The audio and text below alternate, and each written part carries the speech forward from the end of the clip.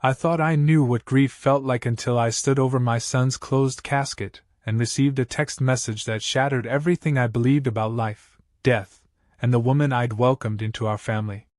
Before I tell you what happened next, I need you to know something. Wherever you're watching this from, whatever corner of the world you call home, please leave a comment and let me know. Because what I'm about to share with you, it could happen to anyone, anywhere, and I pray it never happens to you.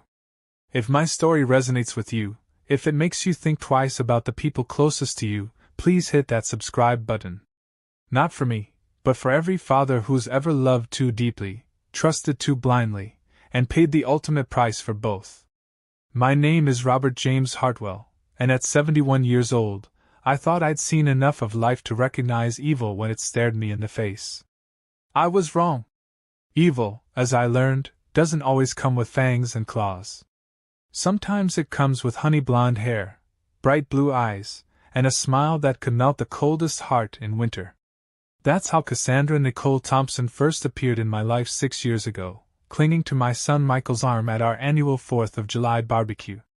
Michael was 32 then, my boy who'd grown into a successful architectural engineer, designing bridges that would outlast us all.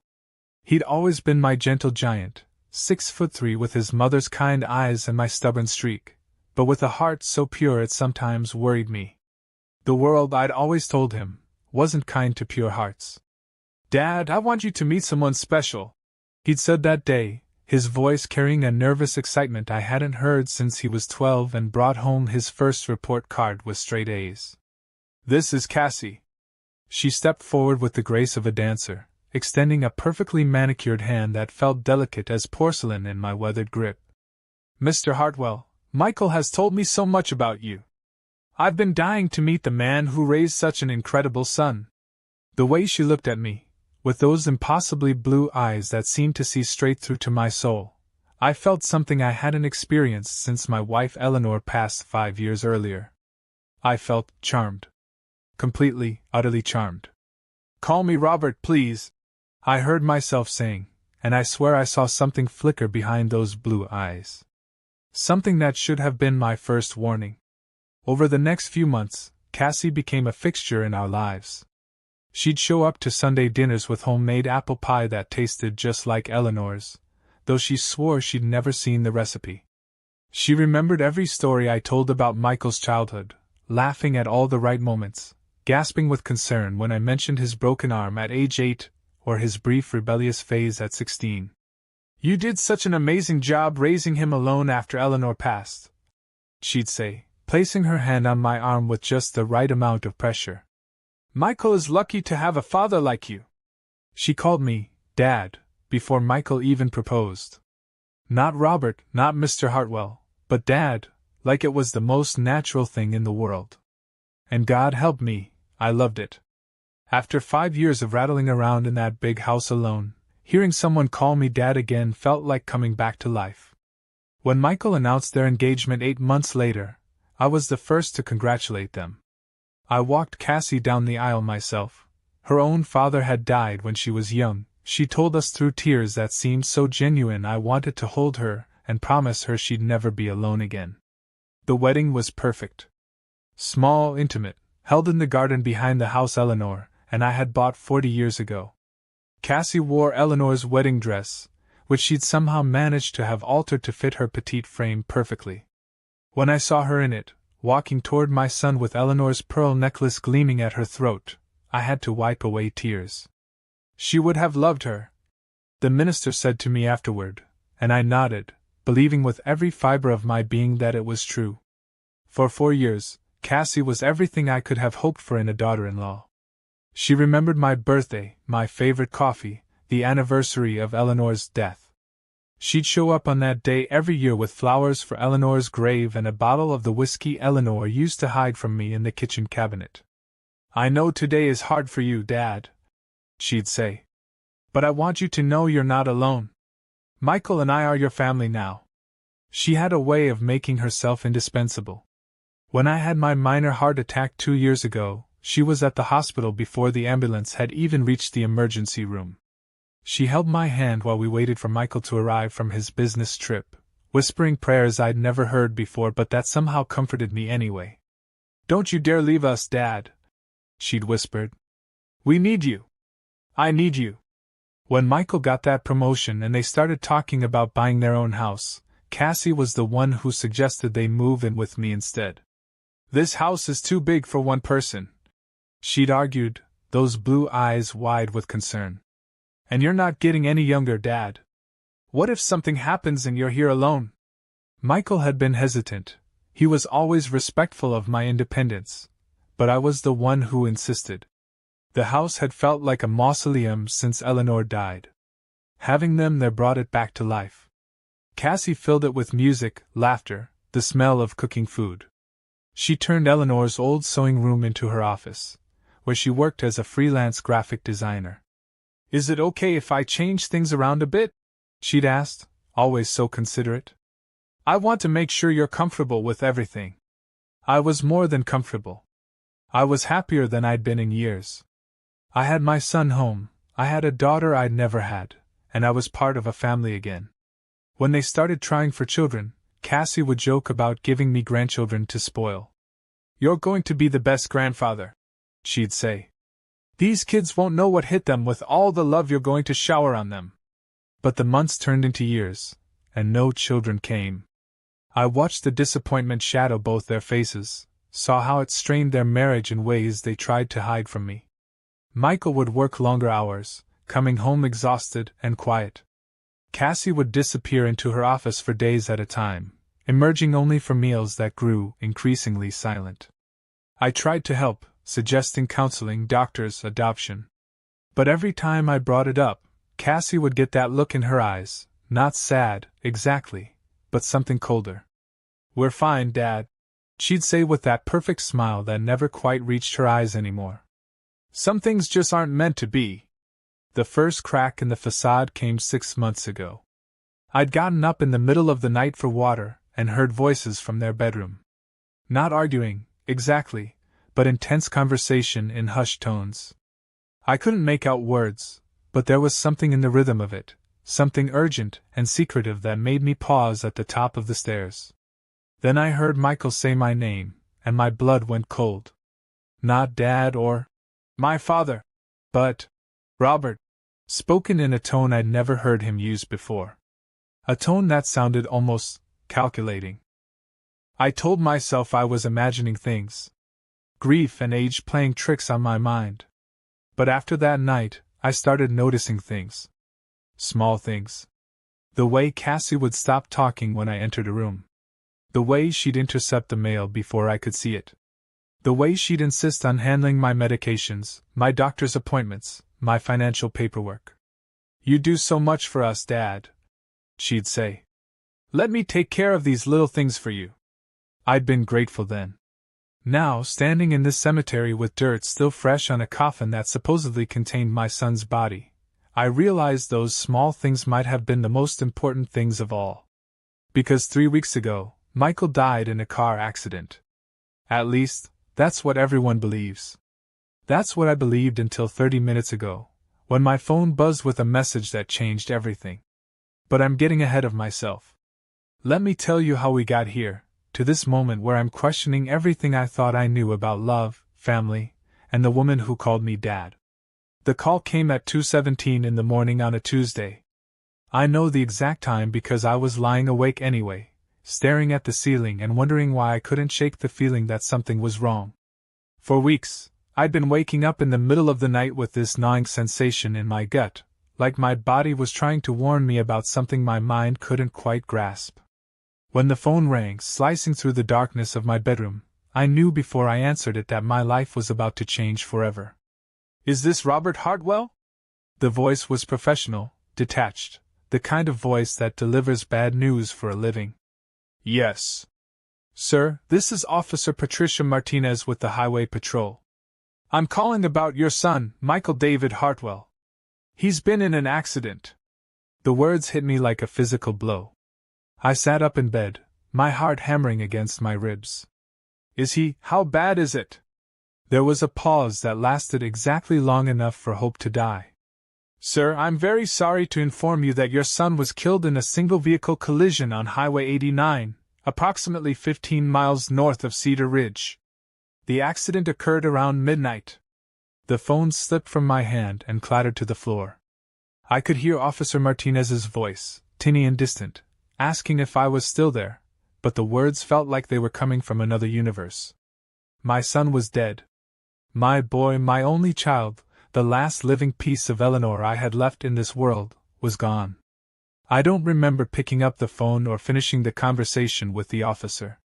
I don't remember getting dressed or walking down the hall to Michael and Cassie's room. But I must have, because the next thing I knew, I was standing in their doorway, looking at Cassie sitting on the edge of the bed in her nightgown, her face pale and streaked with tears. "Dad?" she whispered. I heard the phone. "What's wrong?" "Michael," I managed to croak. "There's been an accident. He's gone, Cassie." The sound that came out of her was inhuman. A keening wail that seemed to tear itself from the very center of her being. She collapsed backward on the bed, her whole body convulsing with sobs that shook the mattress, the walls, my very soul. I moved toward her instinctively, wanting to comfort her, but she rolled away from me, curling into a ball and clutching Michael's pillow to her chest like it was the only thing anchoring her to earth. "No," she kept saying. "No, no, no, no. Not Michael. Not my Michael." I sat on the bed beside her, my own grief temporarily pushed aside by the need to take care of her. She was my daughter now, the only family I had left, and she was breaking apart before my eyes. "Cassie, honey, there are things we need to do. Arrangements to make." She looked up at me with those blue eyes, now red-rimmed and swimming with tears, and for a moment I saw something there that made me pause. It was gone so quickly I couldn't be sure I'd seen it at all, but for just an instant, those eyes had looked calculating. "I can't," she whispered. "I can't do this, Dad. You have to handle everything. I can't even think straight." And so I did. I handled everything. I called the morgue, spoke with the coroner, arranged for the funeral home to collect Michael's body. I planned the service, chose the casket, wrote the obituary. Cassie remained in bed for 3 days, emerging only to use the bathroom or accept the cups of tea I brought her. The details of the accident, as Officer Martinez explained them to me, were straightforward. Michael had been driving home from a work site inspection in Cedar Ridge, a job that had taken him there for the past several weeks. His car had veered off the highway at high speed, rolled down an embankment, and struck a tree. The impact, the coroner told me gently, had been severe enough that he wouldn't have suffered. "Sometimes in cases like this," Dr. Patricia Hensley, the medical examiner, said when I went to discuss the arrangements, "the damage to the body is extensive. You might want to consider a closed casket service." The words hit me like a slap. The idea that I couldn't even see my son one last time, couldn't say goodbye properly, felt like a second death. "How extensive?" I asked, though I wasn't sure I wanted to know. Dr. Hensley's expression was kind but firm. "Mr. Hartwell, I've been doing this job for 23 years. Trust me when I say that some images are better left as memories. Your son was a handsome man. Remember him that way." When I came home and told Cassie about the closed casket, she nodded with what seemed like relief. "That's probably for the best," she said, her voice hoarse from crying. "I couldn't bear to see him, not like that." The funeral was set for the following Thursday. Word spread quickly through our small town. Michael had been well liked, respected in his profession, known for his kindness and integrity. The funeral home told me to expect a large turnout. But as the days passed, something began to bother me. Small things at first. Michael's phone had been destroyed in the accident, they said, but his wallet had survived. When Officer Martinez returned his personal effects, Cassie had insisted on taking charge of them. "I'll handle this, Dad," she'd said, clutching the plastic bag containing Michael's wallet, his watch, his wedding ring. "You don't need to see this stuff right now." I hadn't argued. I was drowning in my own grief, barely able to function, grateful that someone was taking care of the details. But now, thinking back, I realized I'd never actually seen those items. Cassie had taken them straight to her room and I'd never asked about them again. Then there was the insurance. Michael had always been meticulous about paperwork, about making sure everything was in order. He'd updated his life insurance policy just 6 months ago, he told me proudly, increasing the payout to make sure Cassie and I would be taken care of if anything happened to him. "You two are my whole world," he'd said. "I want to make sure you're both set for life." But when I asked Cassie about contacting the insurance company, she became evasive. "I've already handled it," she said. "These things take time, Dad. There's an investigation they have to do first. It's normal." Normal. Everything was normal, according to Cassie. The accident was normal. The closed casket was normal. The delay with the insurance was normal. But nothing felt normal to me. Nothing felt right. The night before the funeral, I couldn't sleep. I wandered through the house, looking at pictures of Michael, trying to make sense of a world that no longer contained my son. I found myself in his old bedroom, the one he'd occupied as a child before he and Cassie had moved into the master bedroom after I'd had my heart attack. The room was exactly as he'd left it when he moved out for college 20 years ago. His baseball trophies, his high school yearbooks, the model airplanes we'd built together on countless Saturday afternoons. I sat on his narrow bed and let myself cry for the first time since that phone call. That's when I heard it. A sound from downstairs. Footsteps, careful and deliberate, moving through the house. I assumed it was Cassie. She'd been having trouble sleeping too, but something about the rhythm of the steps made me pause. They were too heavy to be Cassie's. Too purposeful. And they were coming from the direction of my study. I crept to the top of the stairs and peered down into the darkness. A thin slice of light was visible under my study door, and I could hear the sound of papers rustling, drawers opening and closing. Someone was going through my things. My first instinct was to call out, to assume it was Cassie looking for something we needed for the funeral arrangements. But something held me back. Maybe it was the secretive nature of it, the careful quiet of the movements. Maybe it was the accumulation of all those small wrong things I'd been noticing. I made my way down the stairs as silently as I could, avoiding the creaky third step I'd been meaning to fix for 15 years. The light under the study door flickered as whoever was inside moved around the room. I pressed my ear to the door and heard the distinctive sound of my filing cabinet opening. The one where I kept all my important papers. My will, my insurance policies, my financial statements. The lock clicked, and I barely had time to step back before the door opened. Cassie emerged, a manila folder clutched in her hands, her face pale in the hallway light. We stared at each other for a long moment, either of us speaking. Her blue eyes were wide, startled, but underneath the surprise I saw something else. Something that looked almost like guilt. "Dad," she whispered. "I didn't know you were awake. What are you doing in my study?" She looked down at the folder in her hands, then back at me. "I was looking for the insurance papers. For the funeral expenses. I didn't want to wake you." It sounded reasonable. It should have sounded reasonable. But something about the way she said it, the way she clutched that folder like it contained state secrets, made every alarm bell in my head start ringing. "In the middle of the night?" "I couldn't sleep," she said, and now her voice sounded more natural, more like the grieving widow she was supposed to be. "I kept thinking about all the things we need to take care of, and I remembered you mentioning the papers were in here. I'm sorry, I should have asked." She stepped toward me and placed her free hand on my arm, and I felt that familiar warmth, that same charm that had won me over 6 years ago. But now, for the first time, it felt calculated. "We're both grieving, Dad. We're not thinking straight. Tomorrow is going to be the hardest day of our lives. Let's just get through it, okay?" I nodded, because what else could I do? But as I watched her walk back upstairs, that folder still in her hands, I realized something that chilled me to the bone. In all the years Cassie had lived in our house, I'd never given her the combination to my filing cabinet. The morning of Michael's funeral dawned gray and drizzling, as if the sky itself was mourning. I woke up feeling like I'd been hit by a truck, my body aching from a night of fitful sleep and troubled dreams. In those dreams, Michael had been trying to tell me something important, but I could never quite make out the words.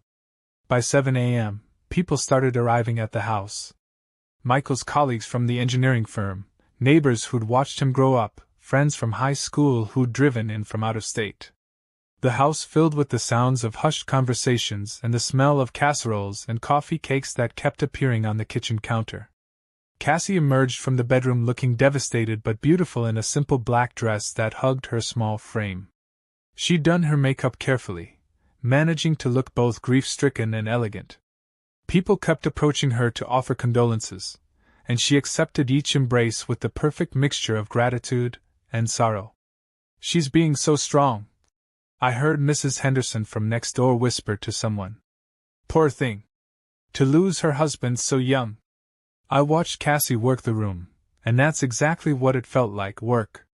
She knew exactly what to say to everyone, exactly how long to let each hug linger, exactly when to let her voice break with emotion. It was a masterful performance, and that thought made me feel guilty immediately. She was grieving. Of course she was. Michael had been her husband, her whole world. But I couldn't shake the memory of finding her in my study the night before, or the way she'd looked when I caught her there. Like someone who'd been caught doing something they shouldn't be doing. Father Morrison from St. Catherine's arrived at 8:30 to discuss the service. He was a kind man in his 60s who'd known Michael since he was a boy in Sunday school. "Robert, I want you to know how sorry I am," he said, taking my hands in both of his. "Michael was a special young man. This whole community is going to miss him." We sat in the living room going over the order of service, the hymns we'd chosen, the eulogy I'd written but wasn't sure I'd be able to deliver. Cassie sat beside me on the couch, her hand in mine, occasionally squeezing my fingers when the conversation became too much. "Now about the burial," Father Morrison said gently. "I understand you've chosen a closed casket service?" "Yes," Cassie answered before I could speak. "The accident was severe. We felt it was better this way." Father Morrison nodded sympathetically. "Of course. Sometimes that's the more peaceful choice for everyone involved." But something about the way he said it made me look at him more closely. There was a question in his eyes, something he wanted to ask but wasn't sure he should. "Father, is there something?" He hesitated, glancing between Cassie and me. "Well, it's just that I spoke with Dr. Hensley yesterday, the medical examiner. She mentioned that the body was released rather quickly for this type of accident. Usually, when there are questions about the circumstances." "Questions?" I felt Cassie's hand tighten on mine. "What kind of questions?" "Nothing significant," Father Morrison said quickly. "Just that single-vehicle accidents sometimes require more investigation, particularly when they involve someone as careful and experienced a driver as Michael. Dr. Hensley said the preliminary findings suggested he may have fallen asleep at the wheel, but the final report won't be ready for several weeks." Fallen asleep. That didn't sound like Michael at all. He'd always been obsessive about getting enough rest before driving, especially on those long trips to Cedar Ridge. He'd even bought one of those apps for his phone that would monitor his alertness and tell him when to take breaks. "These things happen," Cassie said, and I could hear the strain in her voice. "Michael had been working so hard lately. Pushing himself too much. I kept telling him he needed to slow down." After Father Morrison left, I found myself thinking about that conversation. Cassie was right. Michael had been working harder than usual lately. But he'd seemed energized by it, excited about the projects he was working on. The last time we talked about his work, just a week before the accident, he'd been enthusiastic about some new contracts the firm had landed. "Things are really looking up, Dad," he'd said. "Cassie and I have been talking about maybe taking a real vacation next year. Maybe Europe. She's always wanted to see Italy." Europe. I'd forgotten about that conversation until now. Michael had never been interested in traveling abroad before. That had always been more Cassie's thing. She was always showing us pictures of places she wanted to visit, talking about the adventures she wanted to have. The funeral home was packed by 10 a.m. I was amazed at how many people had come to pay their respects. Michael's entire office was there, including his boss, Richard Stavros, a gruff man in his 50s who'd always had a soft spot for my son. "Robert, I can't tell you how sorry I am," Richard said, pulling me aside before the service began. "Michael was one of the best people I've ever worked with. Honest, dedicated, talented. We're all going to miss him terribly." "Thank you, Richard. He always spoke so highly of you, of the whole firm." Richard nodded, then glanced around to make sure we weren't being overheard. "Listen, I don't want to add to your burden right now, but there are some things at the office, some of Michael's projects that need to be sorted out. Nothing urgent, but when you're ready, we should talk." "What kind of things?" "Well, there's the Cedar Ridge project for one. Michael was the lead engineer on that, and we're going to need to figure out how to proceed. And there are some discrepancies in the preliminary reports that we need to resolve." Discrepancies. That word sent a chill down my spine. "What kind of discrepancies?" Richard looked uncomfortable. "Probably nothing serious. Just some measurements that don't match up with the site surveys. Michael was always so thorough, it's unusual for his work to have any inconsistencies at all. But like I said, we can deal with all this later. Today is about honoring your son." The service itself was beautiful and heartbreaking. Father Morrison delivered a moving homily about Michael's kindness, his integrity, his devotion to family. Several of his friends spoke about his sense of humor, his loyalty, his willingness to help anyone who needed it. When it was my turn to deliver the eulogy, I wasn't sure I'd be able to get through it. But somehow, standing there looking out at all those faces of people who'd loved my son, I found my voice. "Michael was the best part of me and his mother," I began, my voice shaking. "He had Eleanor's compassion and my stubbornness, which meant he never gave up on anyone or anything he believed in. He was the kind of man who would drive 2 hours out of his way to help a stranger change a tire, who remembered everyone's birthday, who called me every Sunday just to make sure I was okay." I looked down at Cassie in the front row, tears streaming down her face, and felt a pang of remorse for the doubts that had been plaguing me. "He loved his wife with a depth that was beautiful to witness," I continued. "Cassie, honey, I know he's watching over you right now, and I know he's grateful for all the joy you brought into his life." The cemetery service was smaller, just close family and friends. As we gathered around the graveside, I found myself staring at the bronze casket suspended over the open grave. Inside that box was supposedly my son's body. The son I'd raised, taught to ride a bike, helped with homework, walked down the aisle at his wedding. But something felt wrong. Had felt wrong from the moment I'd gotten that phone call. It wasn't just grief talking. There was something specific, something concrete that my mind couldn't quite grab onto. As Father Morrison began the committal service, I felt my phone vibrate in my jacket pocket. Probably someone who couldn't make it to the funeral sending their condolences. I ignored it. "In sure and certain hope of the resurrection to eternal life through our Lord Jesus Christ," Father Morrison was saying, "we commend to Almighty God our brother Michael, and we commit his body to the ground." My phone vibrated again. And again. I glanced around, wondering if anyone else had noticed, but everyone was focused on the service. Cassie stood beside me, her hand clutched in mine, her whole body shaking with silent sobs. The phone vibrated a 4th time. Something about the insistence of it, the urgency, made me slip my hand into my pocket and carefully pull out the phone. I angled it so only I could see the screen. 4 text messages from an unknown number. The first one made my blood freeze in my veins. "Dad?" I blinked, certain I was seeing things. But there it was, clear as day. "Dad?" The second message. "It's me." The third. "I'm alive." And the fourth, the one that made my hands start shaking so badly I almost dropped the phone. "That's not me in the coffin." I looked up from the phone to the casket, then back to the phone, then back to the casket. This wasn't possible. This couldn't be happening. People don't send text messages from beyond the grave. Someone was playing a sick, twisted joke on a grieving father. But even as my rational mind tried to explain it away, My heart was pounding with something that felt suspiciously like hope. The phone vibrated again. Don't react. They're watching. Just listen. I forced myself to keep my face blank, to keep participating in the service, but my mind was reeling. Who was watching? What was happening? Another vibration. Can't disclose location now. Not safe. But I need you to know something important. And then the message that changed everything. Don't trust my wife. She's evil, Dad. She's evil and she's dangerous, and you're in danger too. I looked sideways at Cassie, still sobbing beside me, still clinging to my hand like I was her lifeline. The woman who'd been like a daughter to me for 6 years.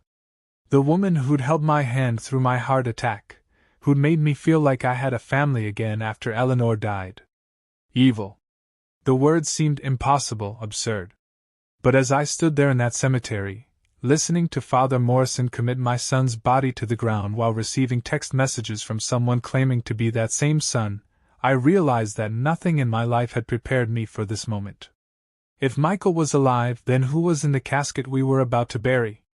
And if Cassie had been lying about Michael's death, what else had she been lying about? The service ended, and people began approaching us to offer final condolences. I managed to function on autopilot, shaking hands, accepting hugs, saying all the right things. But inside, I was coming apart. As we walked back toward the cars, Cassie leaning heavily on my arm, my phone vibrated one more time. Stay close to her for now. Act normal. I'll contact you again when it's safe. But Dad, be careful. She's not who you think she is. None of this is what you think it is. I looked down at the woman beside me, this small, fragile creature who was supposedly my grieving daughter-in-law. And for the first time in 6 years, I really looked at her. Not with the eyes of a lonely old man grateful for company, not with the love of a father-in-law who'd been charmed by her sweetness. I looked at her with the eyes of someone who was beginning to suspect that everything he believed about his life was a lie. The drive home from the cemetery was silent except for Cassie's occasional sniffles and the steady rhythm of the windshield wipers against the light rain. My mind was racing, replaying those text messages over and over, trying to make sense of what was happening. Every few seconds, I'd glance at Cassie out of the corner of my eye, searching for some sign that she wasn't who I thought she was. But she looked exactly like she always had. Small, delicate, devastated by grief. Her hands twisted a damp tissue in her lap, and every so often she'd press it to her eyes to catch fresh tears. Thank you for today, Dad, she said quietly as we pulled into our driveway. I couldn't have gotten through it without you. I nodded, not trusting my voice. How could I respond to that when my phone was full of messages claiming she was evil? When someone who claimed to be my son was telling me not to trust her? Inside the house, people had already begun gathering for the traditional post-funeral meal. The dining room table was covered with casseroles, sandwiches, desserts brought by neighbors and friends. The house buzzed with quiet conversation as people shared memories of Michael. I moved through it all like a sleepwalker, accepting condolences, thanking people for coming, playing the role of the grieving father. But part of my mind was elsewhere, focused on the phone in my pocket and the impossible messages it contained. Around 3 o'clock, most of the visitors had left. Only a few close friends remained, helping to clean up and put away food. Cassie had retreated to the bedroom, claiming exhaustion, which gave me the first opportunity I'd had all day to really think. I slipped away to my study and carefully closed the door behind me.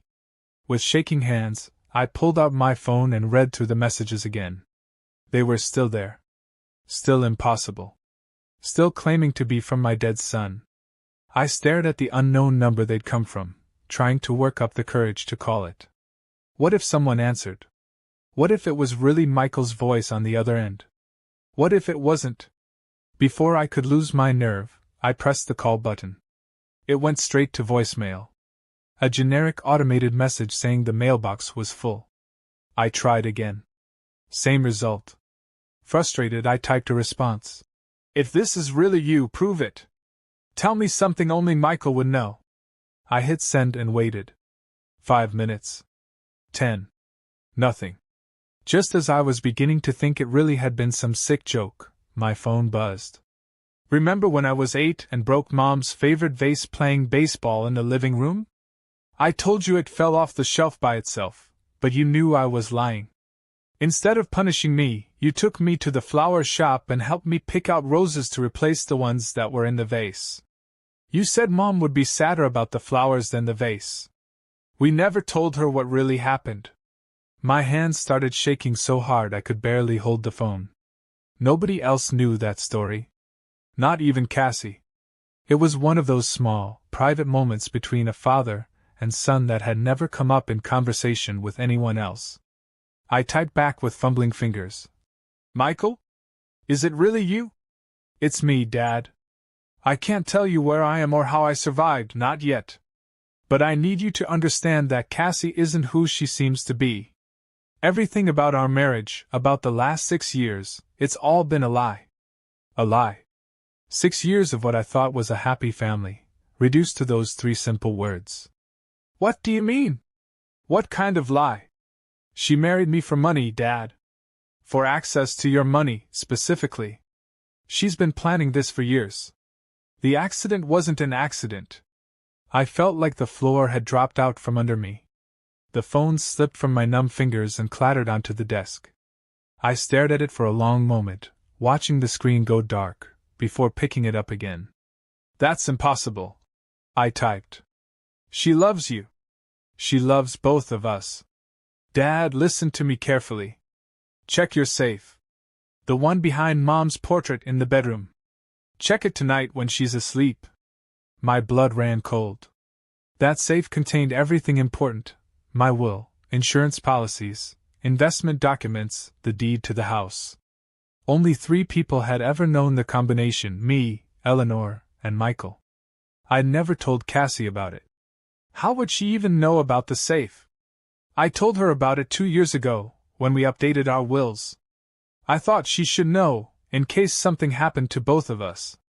I gave her the combination. Dad, she's been planning my death for at least that long. The room started spinning. I gripped the edge of the desk, trying to steady myself. 2 years. For 2 years, while I thought we were a happy family, while Cassie was calling me Dad and making me apple pie and holding my hand through doctor visits, she'd been planning to murder my son. Who's in the coffin? I managed to type. I don't know. Someone from the morgue, maybe. Or maybe it's empty. All I know is that she has connections, people who helped her fake the whole thing. Connections. That reminded me of something that had been nagging at me. The speed with which everything had been processed. The closed casket.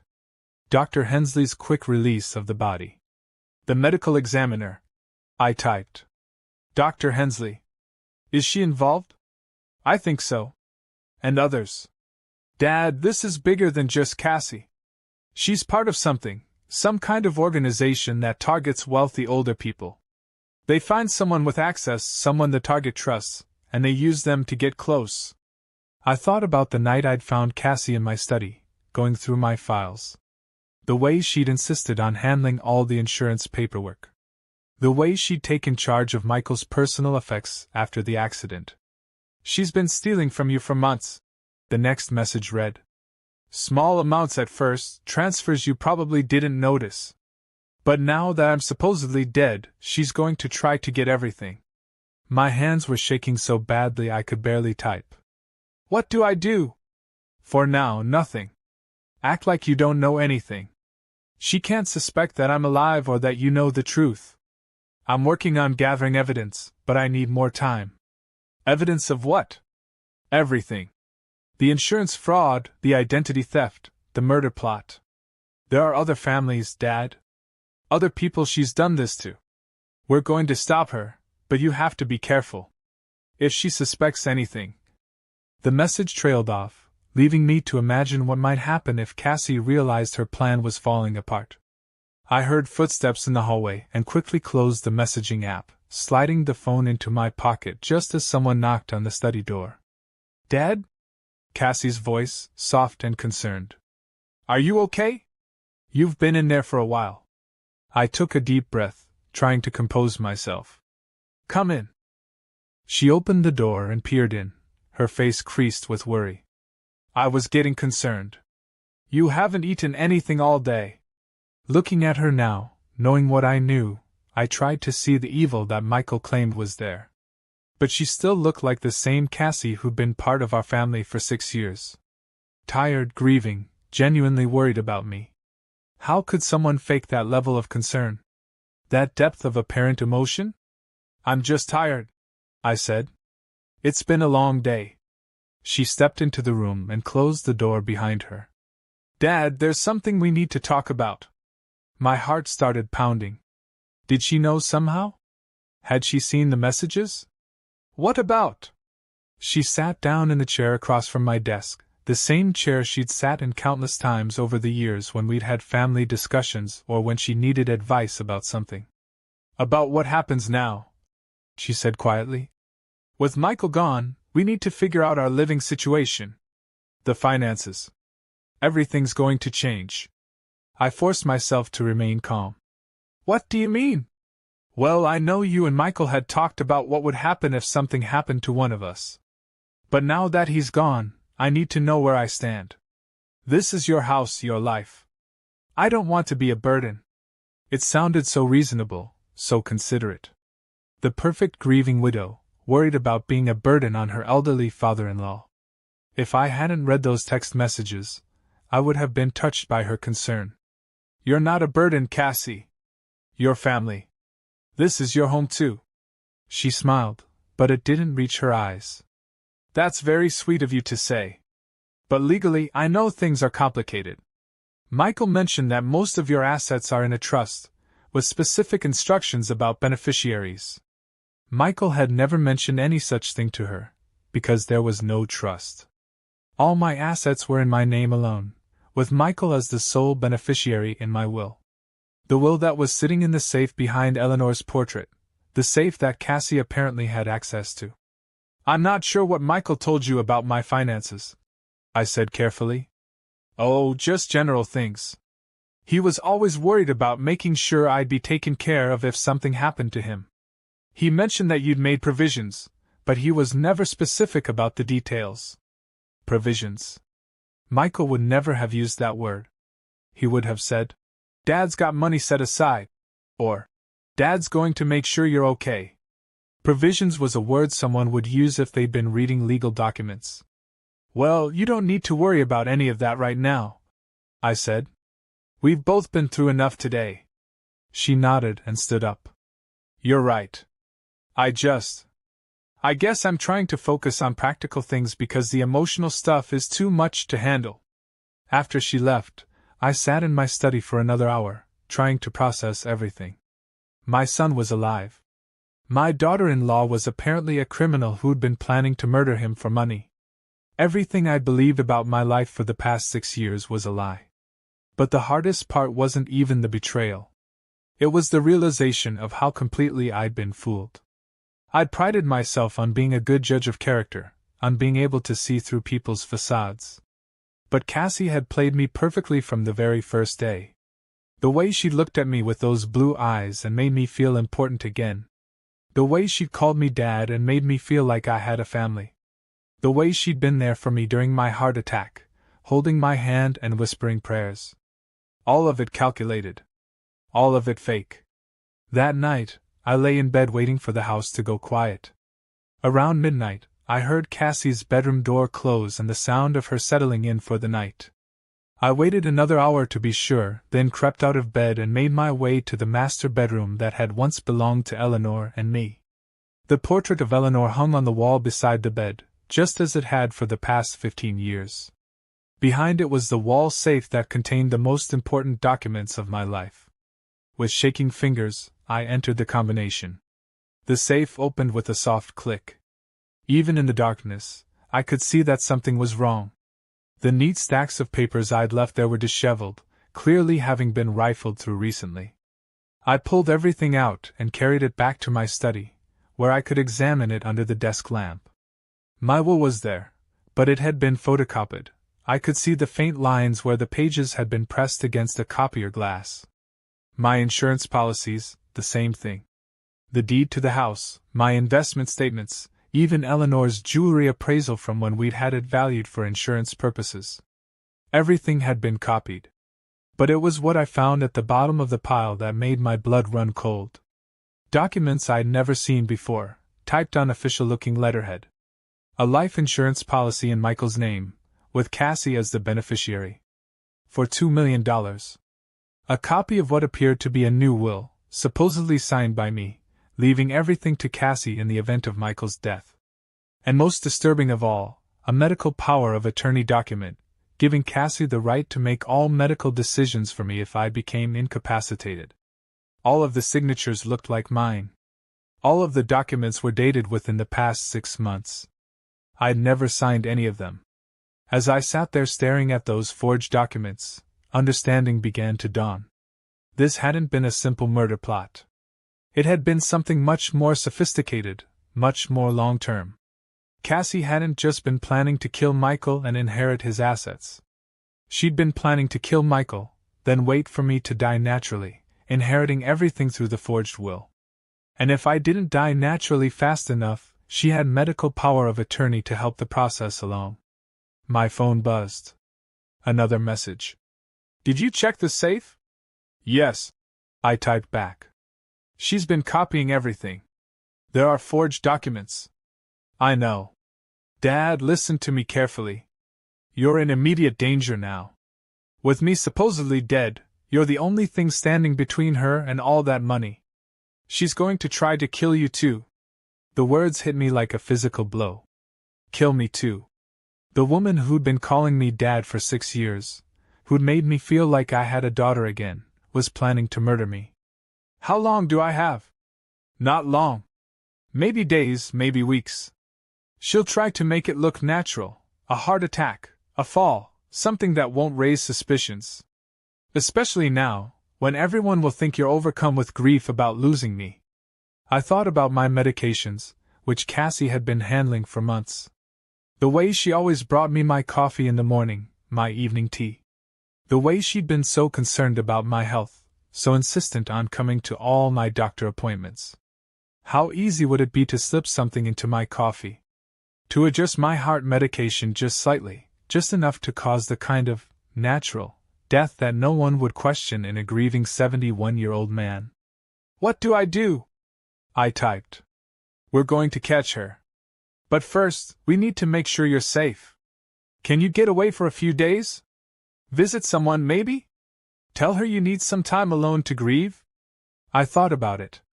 My sister Patricia lived about 3 hours away in Springfield. I could tell Cassie I needed to see family, needed some time away from the house where Michael and I had lived together. "I think so." "Good. But Dad, you have to be very careful. Don't let her prepare any food or drinks for you. Don't take any medication she gives you. And don't let on that you suspect anything." "For how long?" "A week, maybe 2.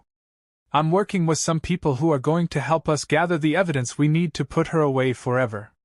But until then, you have to stay alive." Stay alive. At 71 years old, I was apparently in a race for my life against the woman I'd thought of as a daughter. "Michael," I typed, "I need to ask you something." "What? Did you ever love her? Even at the beginning, was any of it real?" There was a long pause before the response came. "I thought I did. But looking back now, I realize she was playing me from the very first day. Everything I thought was love was just her being very, very good at her job." Her job. That's what this was to Cassie.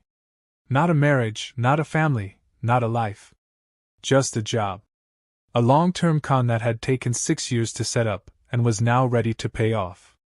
I looked around my study, at the pictures of Michael and Eleanor, at the life we'd built together in this house. Everything I'd worked for, everything I'd saved, everything I'd hoped to leave to my son, it had all been targeted by someone who saw us not as people, but as marks. But she'd made one crucial mistake. She'd underestimated Michael. Whatever had happened in that supposed accident, he'd survived. And now he was going to help me make sure she paid for what she'd done. The question was, would we be able to stop her before she succeeded in killing me too? The next morning, I woke up with a plan. It wasn't a good plan, but it was the only one I had. I needed to get away from the house, away from Cassie, while Michael and his mysterious helpers gathered evidence. But I also needed to do it in a way that wouldn't raise her suspicions. I found her in the kitchen, already dressed and making coffee. She looked up as I entered, and I was struck again by how normal she seemed. How could someone who was planning to murder me look so genuinely concerned about my well-being? "Morning, Dad. How did you sleep?" "Not well," I said, which was true. "I keep expecting to hear Michael's voice in the hallway." Her face crumpled with what looked like genuine grief. "I know. I keep thinking I hear his car in the driveway." She poured me a cup of coffee and set it in front of me. The same coffee she'd been making for me every morning for 6 years. But now, looking at that steaming cup, all I could think about was Michael's warning. "Don't let her prepare any food or drinks for you." "Thanks," I said, wrapping my hands around the mug but not drinking. "Cassie, I've been thinking. I need to get away for a few days. Clear my head." She looked up sharply from her own cup. "Away? Where?" "Patricia's house in Springfield. I called her last night after you went to bed. She's been wanting me to visit, and I think some time away from here might help." It was a lie. I hadn't called Patricia yet. But I could see Cassie's mind working, calculating. "That's probably a good idea," she said after a moment. "How long were you thinking of staying?" "A week, maybe 2. Just until I can get my bearings again. I could come with you. Patricia wouldn't mind, and I don't like the idea of you traveling alone right now. You're not thinking clearly." My heart started pounding. That was exactly what I'd been afraid she'd say. If she came with me, I'd be trapped with her for hours in a car, completely at her mercy. "That's sweet of you to offer, but I think I need some time alone with family. To talk about Michael, about Eleanor. Family stuff." I could see her struggling with this, torn between wanting to maintain her caring daughter-in-law persona and not wanting to let me out of her sight. "Are you sure? What if you have another heart episode? What if something happens? Patricia's a retired nurse, remember? If anything happens, I'll be in good hands." She nodded reluctantly. "When were you thinking of leaving?" "This afternoon, if possible. I know it's short notice, but—" "Of course," she said quickly. Too quickly. "Whatever you need." After breakfast, which I pushed around on my plate without eating, I went to my room to pack. While I was folding clothes into my suitcase, my phone buzzed. "Did you tell her you're leaving?" "Yes. She wanted to come with me. I figured she would. She's going to try to stop you somehow. Be ready for that." "What do you mean?" "She'll either try to convince you to stay, or she'll try to make sure you don't make it to Springfield alive. That stretch of highway between here and there has some pretty isolated sections." The thought of Cassie trying to run me off the road seemed absurd, but then again, 48 hours ago the thought of her faking Michael's death would have seemed absurd too. "Should I not go?" "No, you need to get away. But take back roads, not the highway. And Dad, don't drink or eat anything she gives you before you leave." I looked down at the coffee cup I'd been carrying around for the past hour, still full. Good thing I'd listened to my instincts. "Michael, can you tell me what really happened? How did you survive?" "It's complicated. She drugged me that night, something in my dinner. I was supposed to die in the car crash, but I woke up just before impact. Managed to get out before the car went over the embankment. But the body. Like I said, I don't know who's in that coffin. Maybe nobody. She had help, people who could fake the medical examiner's report, handle the paperwork. I've been hiding, trying to figure out who else is involved. Why didn't you come to the funeral? Why didn't you just expose her there? Because there are too many of them, and I don't know who I can trust. The police, the medical examiner, maybe others. If I'd shown up at the funeral, I'd be dead for real within hours." I finished packing and carried my suitcase downstairs. Cassie was waiting in the living room, and I could see she'd been crying again. "Dad, are you sure about this? I'm worried about you being alone right now." "I'll be fine. Patricia's expecting me around dinner time. Let me at least make you some sandwiches for the road." And I picked up some of those antacid tablets you like. You've been eating so poorly lately, and I know your stomach gets upset when you're stressed. She held up a small bottle of tablets, the kind I'd been taking for years. But now, looking at that innocent bottle in her small hands, I saw it differently. How easy would it be to tamper with antacids? To inject them with something that would cause a heart attack while I was driving alone on country roads? That's thoughtful, but I'm not really hungry. I'll stop somewhere if I need to. I could see frustration flicker across her face, quickly replaced by concern. At least take some water. You get dehydrated so easily. She disappeared into the kitchen and returned with a bottle of water. The seal was broken. Thanks, I said, taking it but having no intention of drinking it. I should get going. Traffic's going to be heavy. She walked me to the car, hovering as I put my suitcase in the trunk. When I turned around, she threw her arms around me in a fierce hug. I love you, Dad, she whispered against my chest. Drive carefully. Call me when you get there.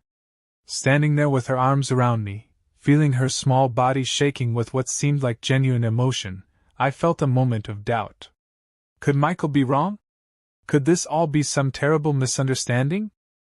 But then I felt her hand brush against my jacket pocket, and I realized she was checking for my phone. Making sure I had it with me, probably so she could track my movements. I love you too, I heard myself say, and I was surprised to realize that, even knowing what I knew, part of me meant it. 6 years of believing someone is family doesn't disappear overnight, even when you discover it was all a lie. I got in the car and backed out of the driveway, waving as she stood on the front porch. In my rearview mirror, I could see her watching until I turned the corner. As soon as I was out of sight, I pulled over and called my sister Patricia. Robert! What a surprise! How are you holding up? Not great, Pat. Listen, I need a favor.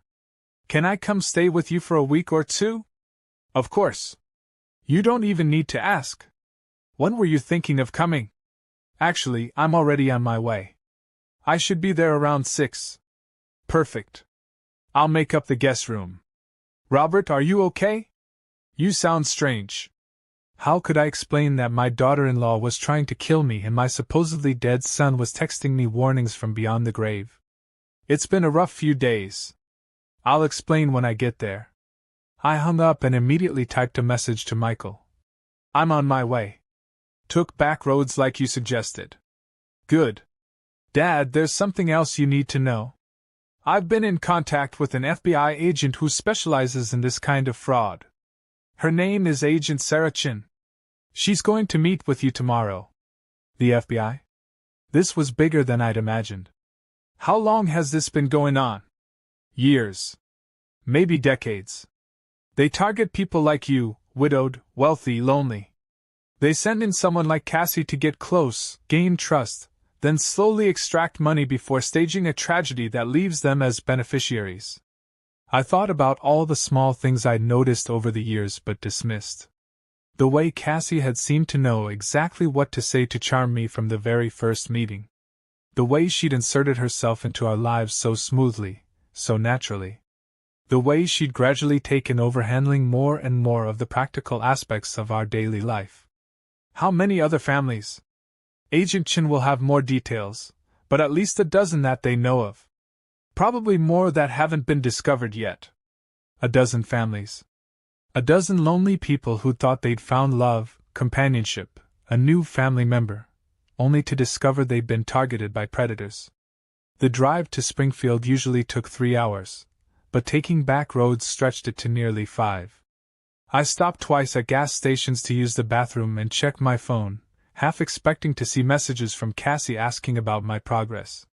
There were 3 missed calls from her, but no voicemails. At 4:30, she finally texted. Just checking that you're okay. Haven't heard from you. I called her back. Sorry, I stopped to visit Eleanor's grave in Millfield. Lost track of time. It was a believable lie. Eleanor was buried in the town where she'd grown up, about halfway to Springfield. Oh, Dad. How are you feeling? That must have been hard. It was. But it felt right, telling her about Michael. I'm sure she knows, Cassie said softly. She's watching over both of them now. The way she said it, with such apparent sincerity, made my skin crawl. How could she talk about Eleanor and Michael watching over us when she'd murdered one and was planning to murder the other? I should get back on the road. I'll call you when I get to Pat's. Drive safe. I love you. Love you too. I hung up and immediately felt sick. How many more times would I have to say those words to her, knowing what I knew? Patricia lived in a small house on the outskirts of Springfield, surrounded by oak trees that were just beginning to turn colors.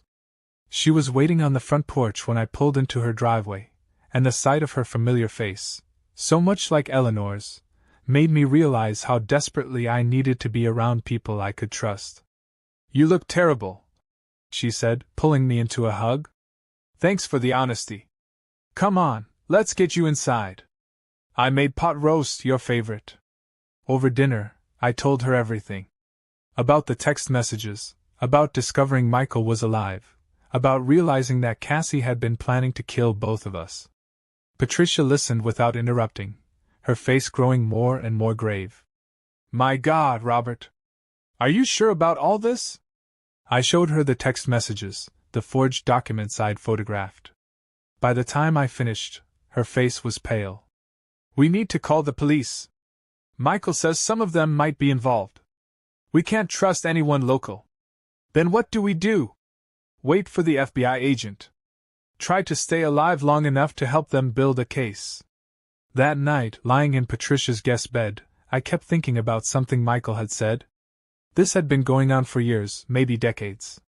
How many lonely widowers had fallen for women like Cassie? How many had died thinking they were surrounded by love, never knowing they'd been murdered by someone they trusted? The thought kept me awake until dawn. At 9 a.m., Agent Sarah Chin arrived. She was younger than I'd expected, maybe 40, with short black hair and serious dark eyes. She carried a briefcase and looked like she meant business. Mr. Hartwell, I know this is all very difficult for you. But your son's testimony is going to be crucial in taking down this organization. How many people are we talking about? At least 30 that we know of. They call themselves the family. They see themselves as providing a service to lonely people, giving them love and companionship in their final years. Of course, they also see themselves as entitled to compensation for that service. Compensation in the form of murder and theft. Exactly. Cassandra Thompson isn't even her real name. Her real name is Catherine Walsh, and she's wanted in connection with at least 6 suspicious deaths across 3 states. 6 deaths. I'd been living with a serial killer for 6 years, thinking of her as a daughter. What happens now? We're going to wire you for sound and send you back. My blood ran cold. Back to the house? With her? It's the only way we can get the evidence we need. She's careful, smart, and she's had years to perfect her methods. We need her to incriminate herself, and the only way she'll do that is if she thinks she's safe. What if she kills me before you get what you need? Agent Chen's expression was grim but determined. Mr. Hartwell, I won't lie to you. There is risk involved. But your son is working with us, and we'll have teams positioned around your house. The moment she makes a move against you, we'll move in. I thought about Michael, hiding somewhere, working to bring down the organization that had targeted our family. I thought about the other families who'd been destroyed by people like Cassie. I thought about Eleanor, and what she would want me to do. When do we start? Agent Chen spent the next 6 hours preparing me for what she called the most dangerous performance of my life. The wire was smaller than I'd expected, no bigger than a button, sewn into the lining of my jacket with a microphone so tiny I could barely see it. The key, she explained for the 4th time, is to get her talking about the insurance money, about Michael's death, about her plans for you. But you have to be subtle about it. If she suspects you know anything. She didn't need to finish that sentence. We both knew what would happen. Michael had been there for the briefing, though he'd arrived wearing a baseball cap pulled low and sunglasses, even though we were indoors.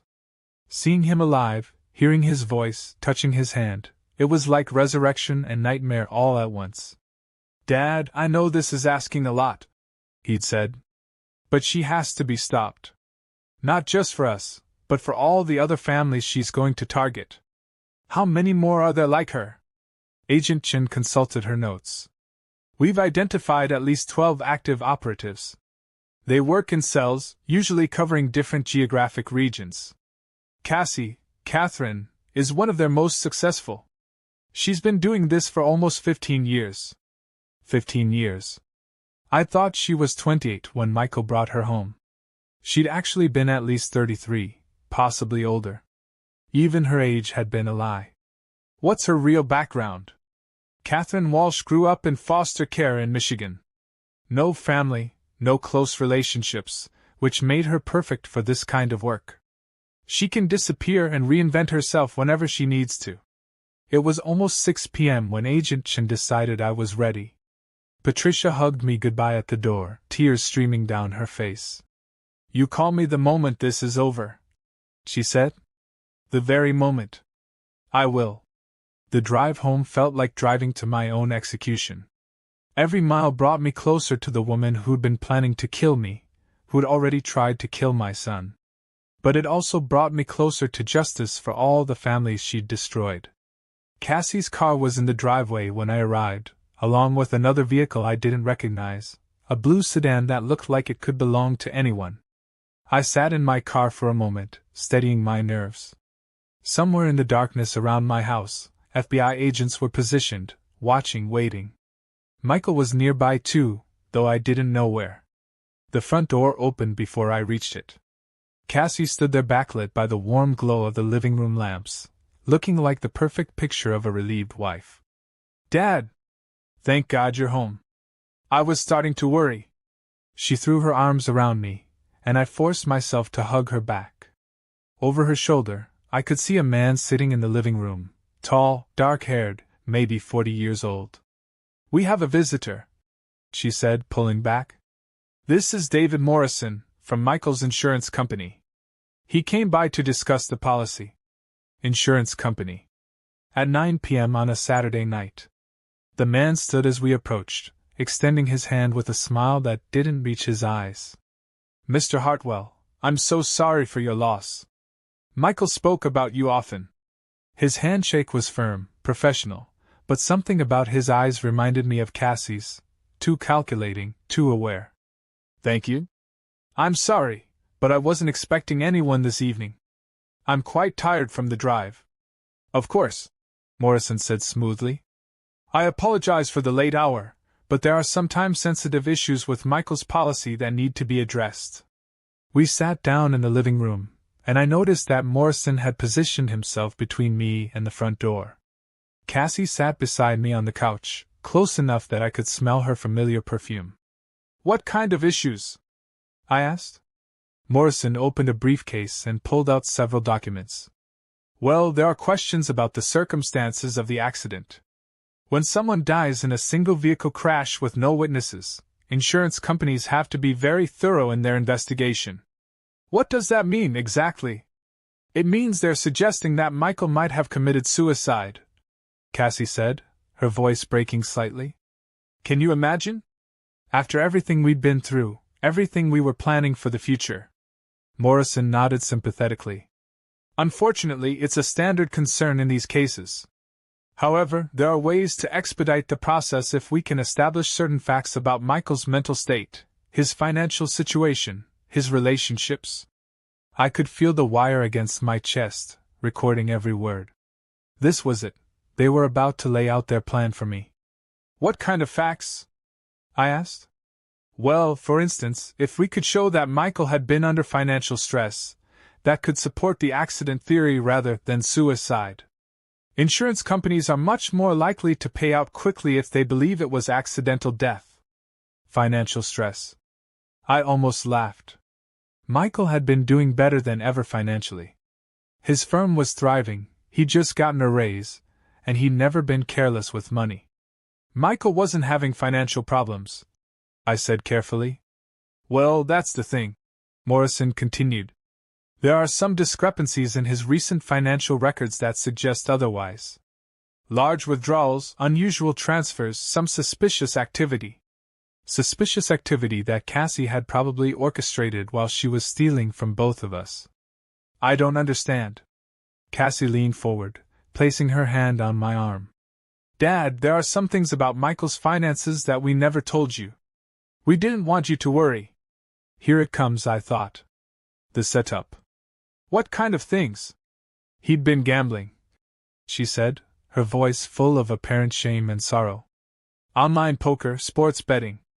It started small, but over the past year it got out of control. Gambling. Michael, who wouldn't even buy a lottery ticket, who'd lectured me about the mathematics of casino games since he was in college. That doesn't sound like Michael. I know, Cassie said, tears starting to flow. I kept hoping he'd stop on his own, but it just got worse. He'd taken out a second mortgage on the house without telling either of us.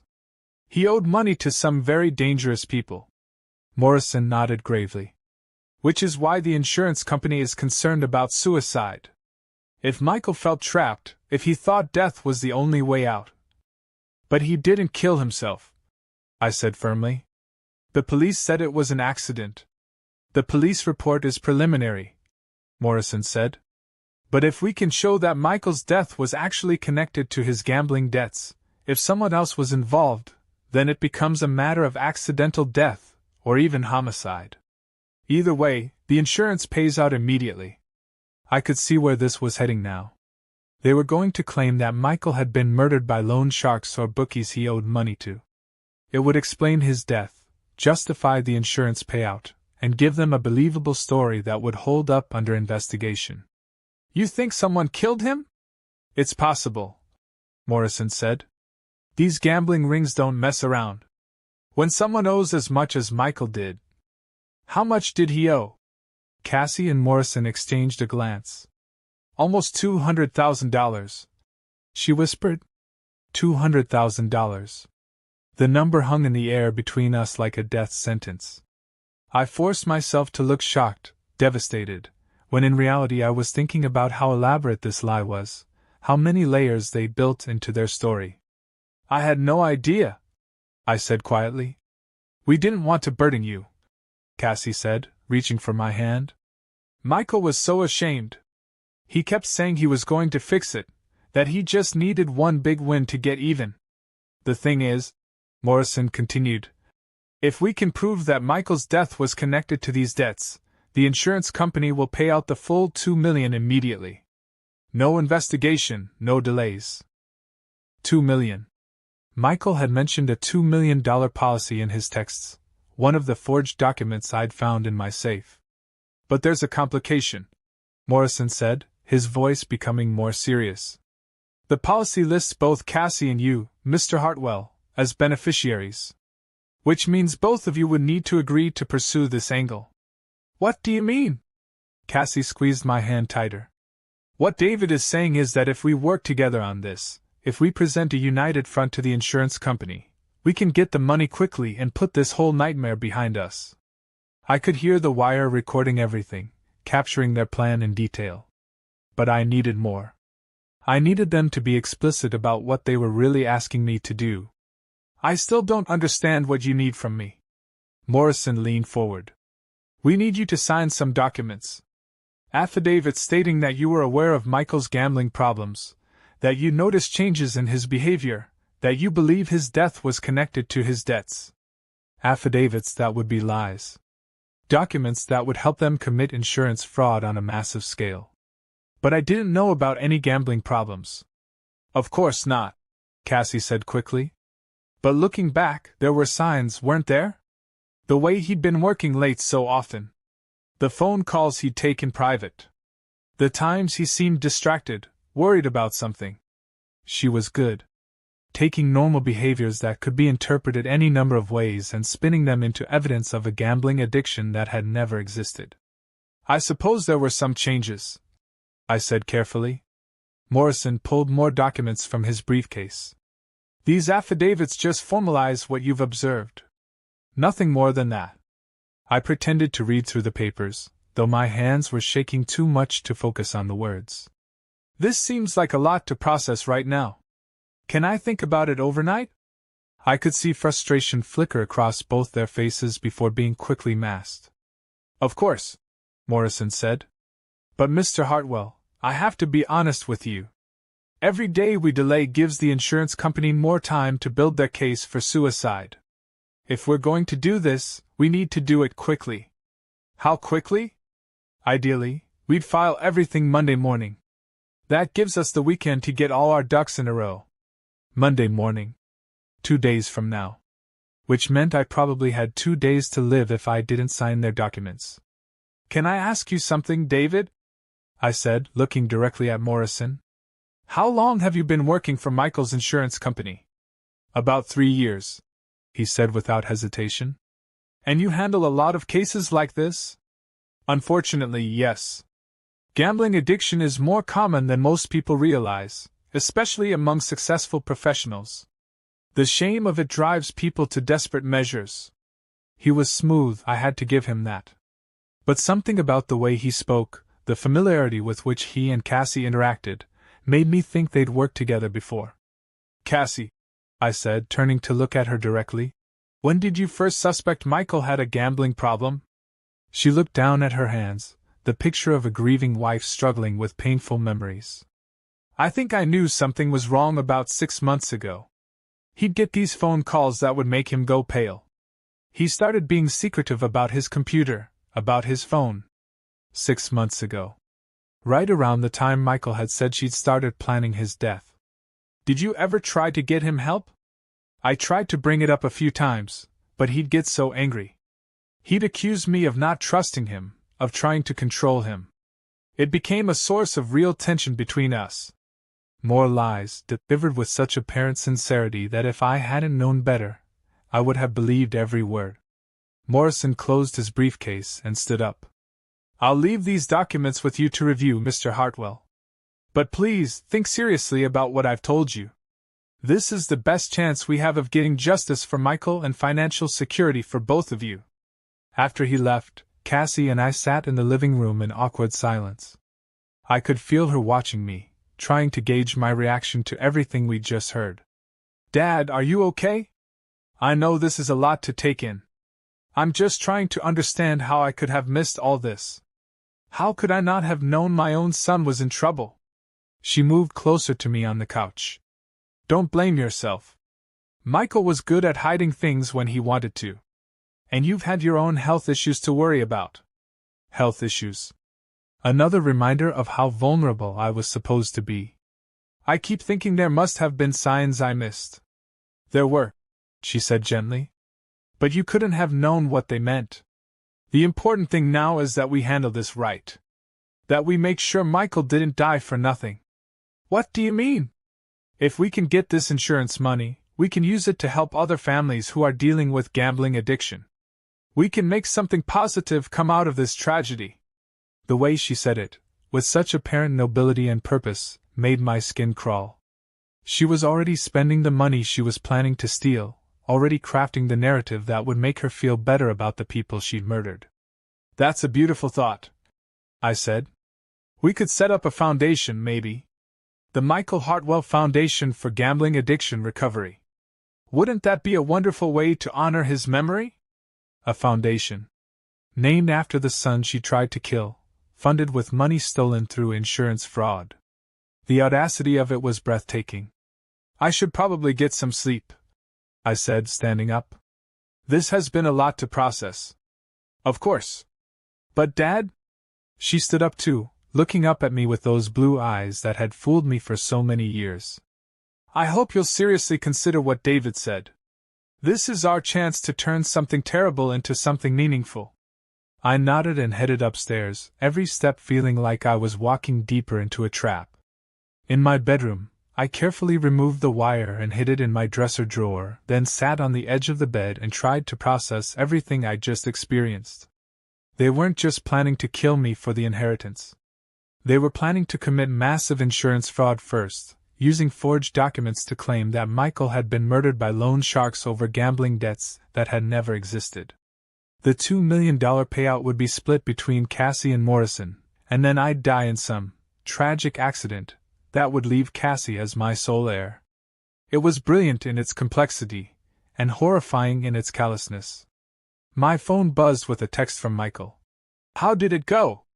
They want me to sign fraud documents Monday. Your supposed gambling debts. Morrison is definitely part of it. We got everything on tape. Agent Chin is reviewing the recording now. You did great, Dad. What happens Monday? You're going to sign the documents.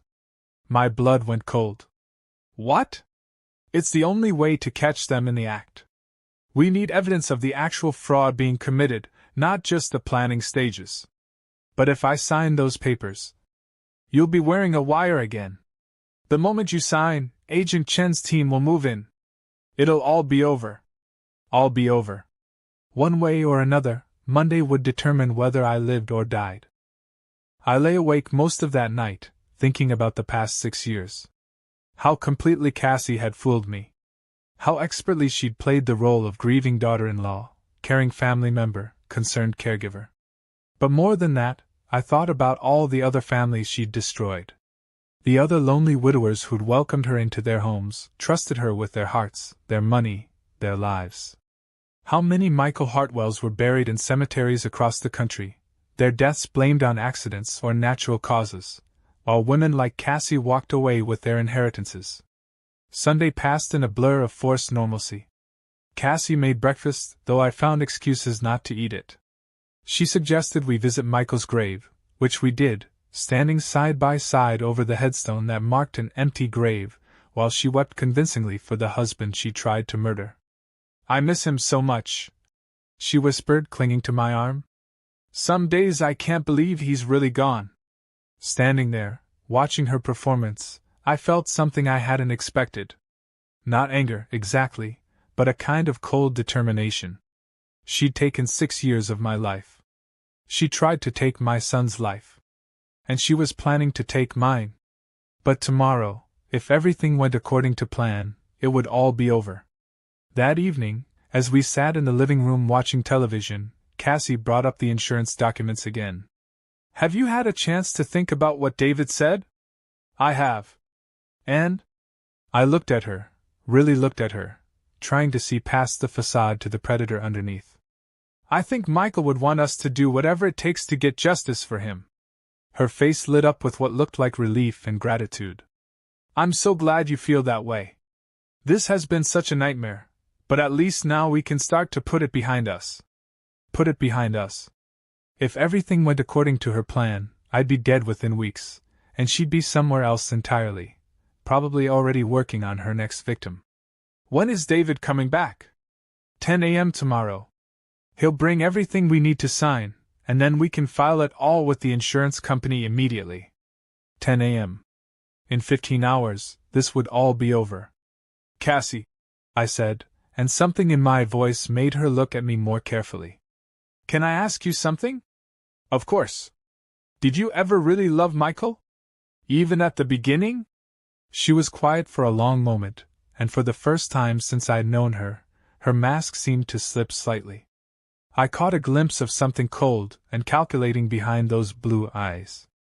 I loved the life we had together, she said finally. I loved being part of this family. Not quite an answer, but telling in its evasion. And me? Did you ever think of me as family? She reached over and took my hand. Dad, you've been more of a father to me than anyone else in my whole life. I hope you know that. Another non-answer. But this time, I heard something else in her voice. Something that sounded almost like regret. Maybe, somewhere underneath all the lies and manipulation, there was a small part of her that had genuinely cared about us.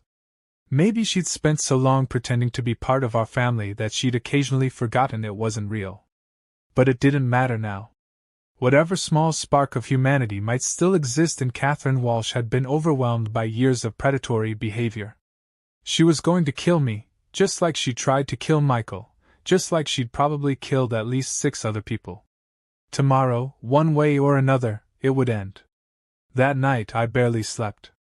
I kept thinking about Michael, alive somewhere out there, working with the FBI to bring down the organization that had destroyed so many families. I thought about Agent Chun and her team, positioning themselves for tomorrow's confrontation. I thought about all the evidence they'd gathered, all the crimes they were about to expose. And I thought about Cassie, sleeping peacefully down the hall, probably dreaming about the money she was going to steal and the new life she was going to build on the graves of the people who'd trusted her. But mostly, I thought about Eleanor.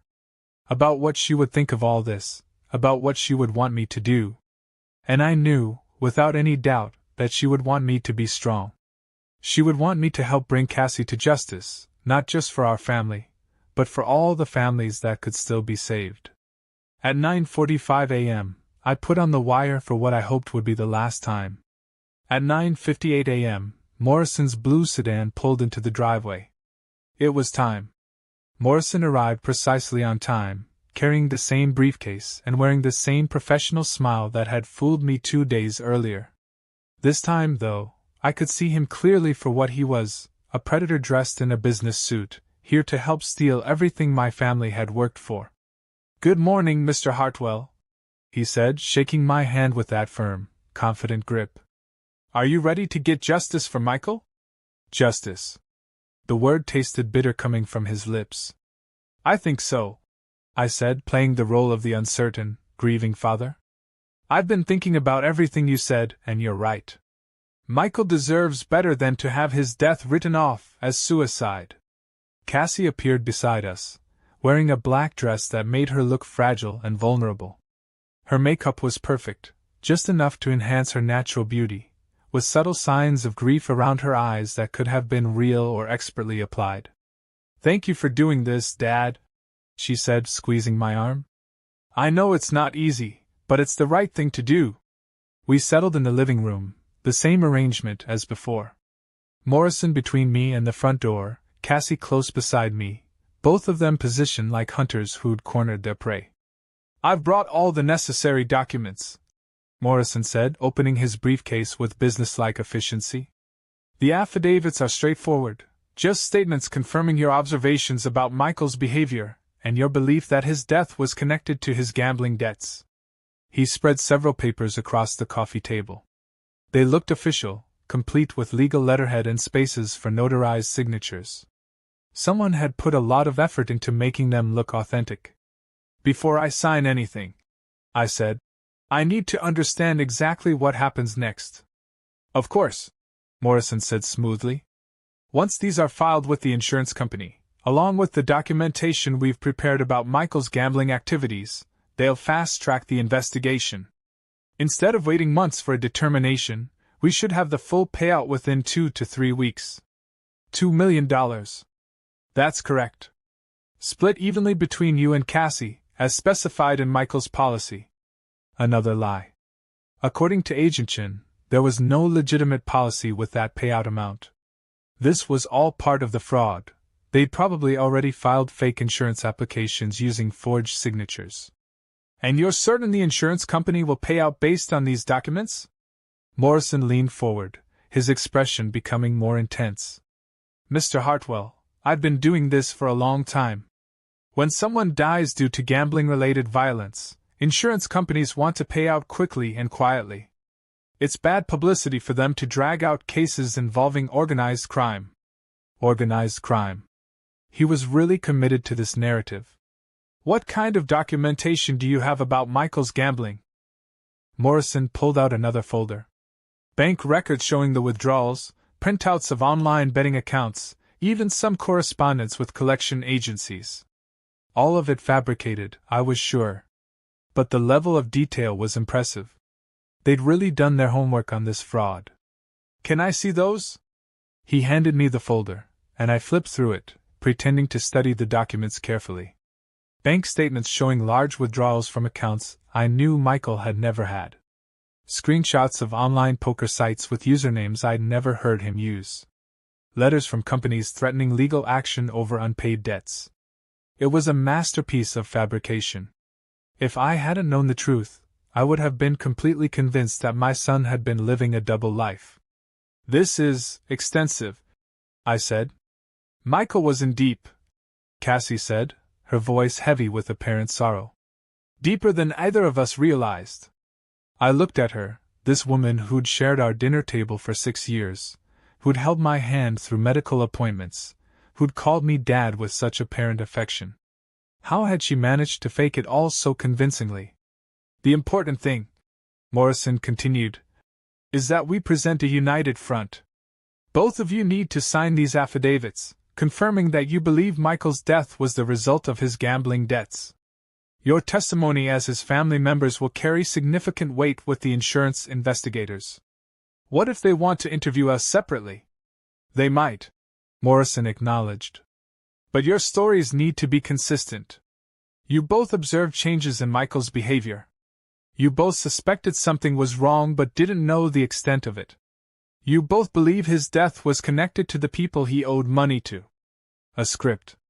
They were giving me a script to follow when the insurance investigators came calling. I'm still struggling with the idea that I never knew about any of this, I said. What kind of father doesn't notice that his son is in trouble? Cassie reached over and took my hand. Dad, you can't blame yourself. Michael was good at hiding things. And you've been dealing with your own health issues. It's natural that you might miss some signs. Health issues. Always back to my supposed frailty, my vulnerability. The guilt is normal, Morrison added. But the best way to honor Michael's memory is to make sure his death isn't written off as suicide. He deserves better than that. I picked up one of the affidavits and pretended to read it carefully. The wire against my chest was recording every word, capturing the entire fraud in detail. But Agent Chen had been clear. They needed me to actually sign the documents to have solid evidence of criminal conspiracy. If I sign this, I said slowly, and it turns out I'm wrong about what happened to Michael, what are the consequences? Morrison's expression didn't change, but I caught something in his eyes. A flicker of impatience, maybe, or calculation. You're not wrong, he said firmly. All the evidence points to gambling-related violence. These affidavits just formalize what you already know to be true. But hypothetically, Mr. Hartwell, Morrison interrupted. I understand you're being cautious. But we're running out of time. Every day we delay gives the insurance company more opportunity to build their suicide case. If that happens, neither of you will see a penny of that money. The pressure was increasing. They needed me to sign today, and they were getting anxious about my hesitation. How do I know you really work for the insurance company? I asked suddenly. Silence. It was only a moment, but long enough for me to see Morrison and Cassie exchange a glance. I gave you my business card, Morrison said carefully. Anyone can print business cards. How do I know you're legitimate? Morrison's smile became strained. Mr. Hartwell, I think your grief is making you paranoid. Why would someone pretend to help you get insurance money? I don't know. That's what I'm trying to figure out. Cassie squeezed my hand tighter. Dad, David came to us. We didn't seek him out. The insurance company sent him to handle Michael's case. Did they? Or did he just show up and tell us he was from the insurance company? I could see them both getting nervous now. This wasn't going according to their script. Mr. Hartwell, Morrison said, his voice taking on a harder edge. I understand you're grieving, but you're not thinking clearly. These conspiracy theories aren't helping anyone. What's the name of the insurance company? Excuse me? The company Michael supposedly had his policy with. What's it called? Morrison hesitated for just a fraction of a second. Mutual Benefit Life Insurance. I'd never heard of it. More importantly, Michael had always used State Farm for all his insurance needs. And your supervisor there? Who should I call to verify your identity? Mr. Hartwell, this is getting ridiculous. What's his name? Morrison stood up abruptly. I think we need to take a step back here. You're clearly not in the right frame of mind to make these decisions. Maybe you should come back another time, I said, also standing. No. The word came from Cassie, spoken with such force that both Morrison and I turned to look at her. For the first time since I'd known her, her mask had completely slipped. The sweet, grieving widow was gone, replaced by someone cold and dangerous. No, she repeated more quietly. We're not leaving. And you're going to sign those papers. Cassie. Shut up, she snapped. Just shut up and listen. Morrison was watching her with concern, clearly worried that she was blowing their cover. But Cassie seemed past caring about maintaining her facade.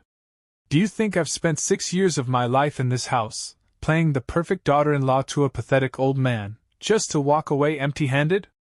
There it was. The truth, finally out in the open. 6 years of pretending to care about you, pretending to love your boring son, pretending to be grateful for every little kindness you showed me. Do you have any idea how exhausting that was? I stared at her, this woman I'd thought of as a daughter, seeing her clearly for the first time.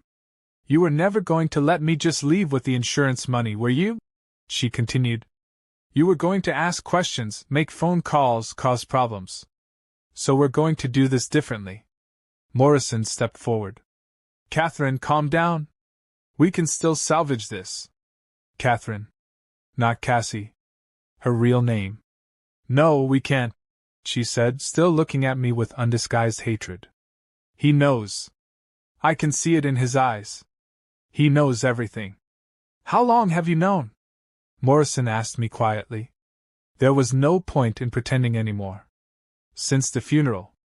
Since Michael texted me from the grave. Cassie's face went white. That's impossible. Michael is dead. No, he's not. He survived your little murder attempt. He's been working with the FBI to expose you and your whole organization. Morrison swore and reached into his jacket. When his hand came out, it was holding a gun. This wasn't supposed to happen like this, he said, sounding genuinely frustrated. You were supposed to sign the papers and die quietly in a few weeks. Natural causes, heart attack, something clean. Like the other 6 people you've killed? 12, actually, Cassie said with a bitter smile. Catherine Walsh has been busy. 12 people. 12 families destroyed by this woman I'd welcomed into my home. Where's Michael? Morrison demanded. Where is he hiding? I don't know. Bullshit. Morrison stepped closer, pointing the gun at my chest. You've been in contact with him. Where is he? Before I could answer, the front door exploded inward. FBI agents poured through the opening, weapons drawn, shouting commands. FBI! Drop your weapon! Morrison spun toward the door, still holding his gun. It was the last mistake he ever made. The gunshots were deafeningly loud in the small living room. Morrison fell backward, his gun clattering across the hardwood floor. Cassie screamed and dropped to her knees beside him. David! David, stay with me! But Morrison's eyes were already empty. 3 bullets center mass had ended his career as a predator forever. Agent Chen appeared beside me as other agents swarmed through the house. Mr. Hartwell, are you injured? No, I'm fine. I looked down at Cassie, Catherine, kneeling in Morrison's blood, still screaming. After 6 years of perfect performances, she'd finally dropped her mask completely. The real Catherine Walsh was ugly, twisted, broken in ways that couldn't be fixed. Catherine Walsh, Agent Chen announced. You're under arrest for conspiracy to commit insurance fraud, attempted murder, and 12 counts of murder in the first degree. As they handcuffed her and read her rights, Catherine looked up at me one last time. The hatred in her eyes was pure, undiluted, genuine in a way that none of her love had ever been. This isn't over, she hissed. There are others. You'll never be safe. But I wasn't afraid anymore. I'd spent 6 years being afraid without even knowing it, afraid of being alone, afraid of losing the family I thought I'd found, afraid of facing the truth about the woman I'd trusted with my life. Now, finally, I was free. Michael appeared in the doorway, alive and whole and more beautiful than any sight I'd ever seen. He rushed toward me, and I caught him in the kind of hug I'd thought I'd never be able to give him again. Dad, are you okay? I am now, I said, and for the first time in weeks, I meant it. 3 months later, I sat in a federal courthouse in Cleveland, watching Catherine Walsh, the woman I'd known as Cassie for 6 years, be sentenced for her crimes. She looked smaller somehow in her orange jumpsuit, her honey blonde hair pulled back in a simple ponytail, no makeup to enhance those blue eyes that had charmed so many victims. The judge, a stern woman in her 60s named Margaret Thornton, had spent the morning listening to victim impact statements from families across 3 states. Michael had testified about the night Catherine tried to kill him, his voice steady and strong as he described waking up drugged in his car seconds before it would have plunged over an embankment. The defendant had researched the location carefully, he told the court. The curve in the road where accidents were common, the steep drop-off, the isolated area where a car might not be found for hours. She planned every detail except for the possibility that I might wake up in time to save myself. I testified too, describing the 6 years of manipulation, the forged documents, the systematic theft from my accounts that I'd only discovered during the FBI's investigation. Nearly $300,000 had been siphoned away in small, careful increments over the years. Money I'd never missed because Catherine had been so skillful in her deception.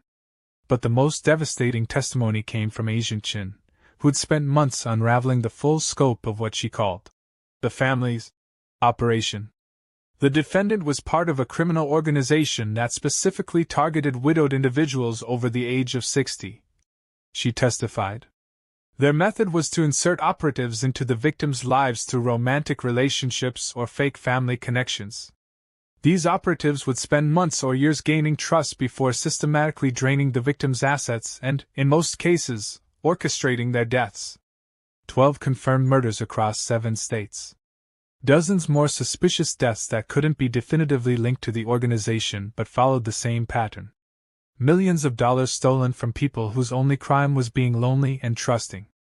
The other members of Catherine's cell had been arrested in coordinated raids across the country. Morrison's death in my living room had been just the beginning.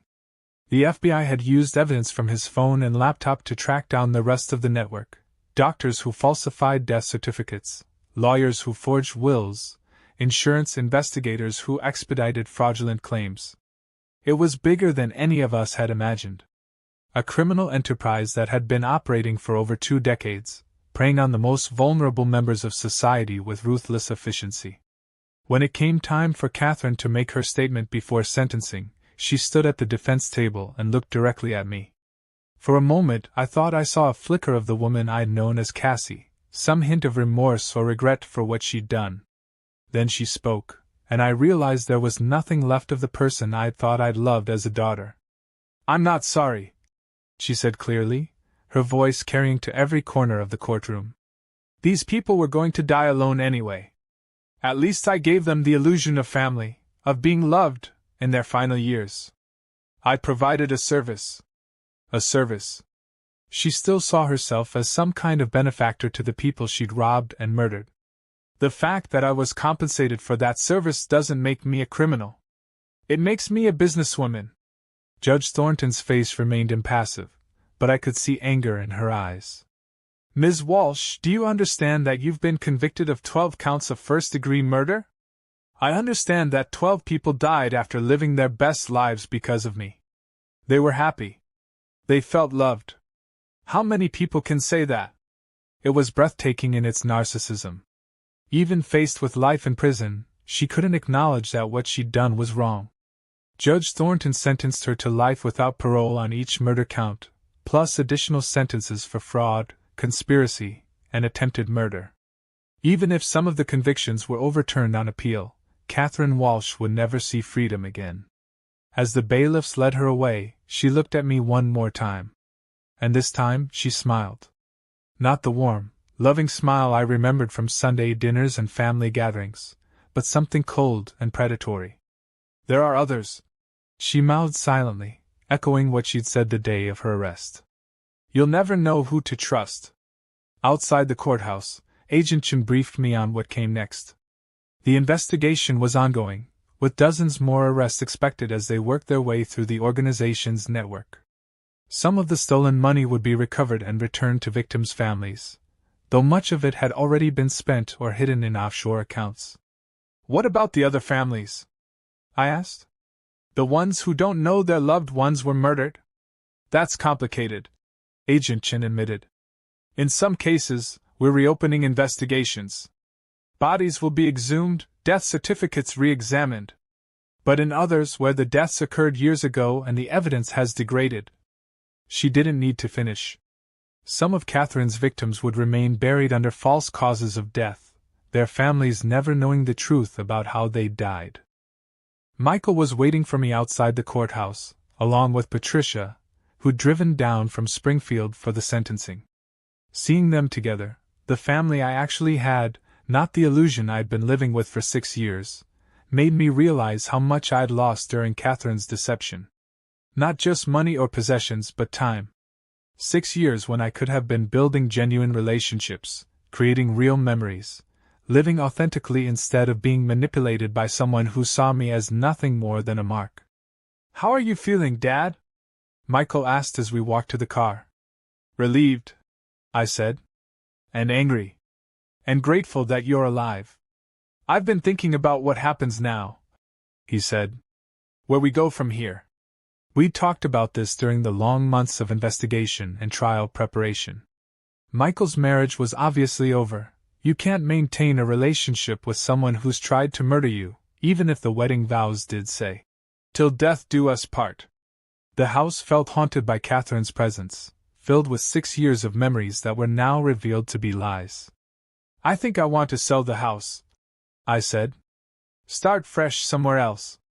Patricia nodded approvingly. "You could come to Springfield. Be closer to family. Real family this time. People who loved me for who I was, not for what they could steal from me." Over dinner that night, Michael told us about his plans to work with the FBI as they continued investigating similar organizations. His experience as Catherine's victim, combined with his engineering background, made him valuable in understanding how these criminals selected and researched their targets. "There are patterns," he explained. "They look for people who've recently lost spouses, who are financially comfortable but socially isolated. They study obituaries, property records, social media profiles. It's incredibly sophisticated. How many other people are out there right now, being targeted by people like Catherine?" Patricia asked. "Hundreds, probably thousands. The FBI estimates there are at least 6 major organizations operating these kinds of cons across the country. Catherine's group was just one of them." The thought made me sick. Somewhere tonight, a lonely widower was having dinner with a charming woman who was secretly planning to rob and kill him. Somewhere, an elderly widow was being courted by a man who saw her not as a person but as a retirement account with legs. "What can we do to stop them?" "Education, mostly," Michael said. "Warning people about the signs to watch for. The too good to be true new relationship, the person who seems to know exactly what to say, the partner who gradually takes control of finances and daily life. Like Catherine had done with us." Looking back, the warning signs seemed obvious.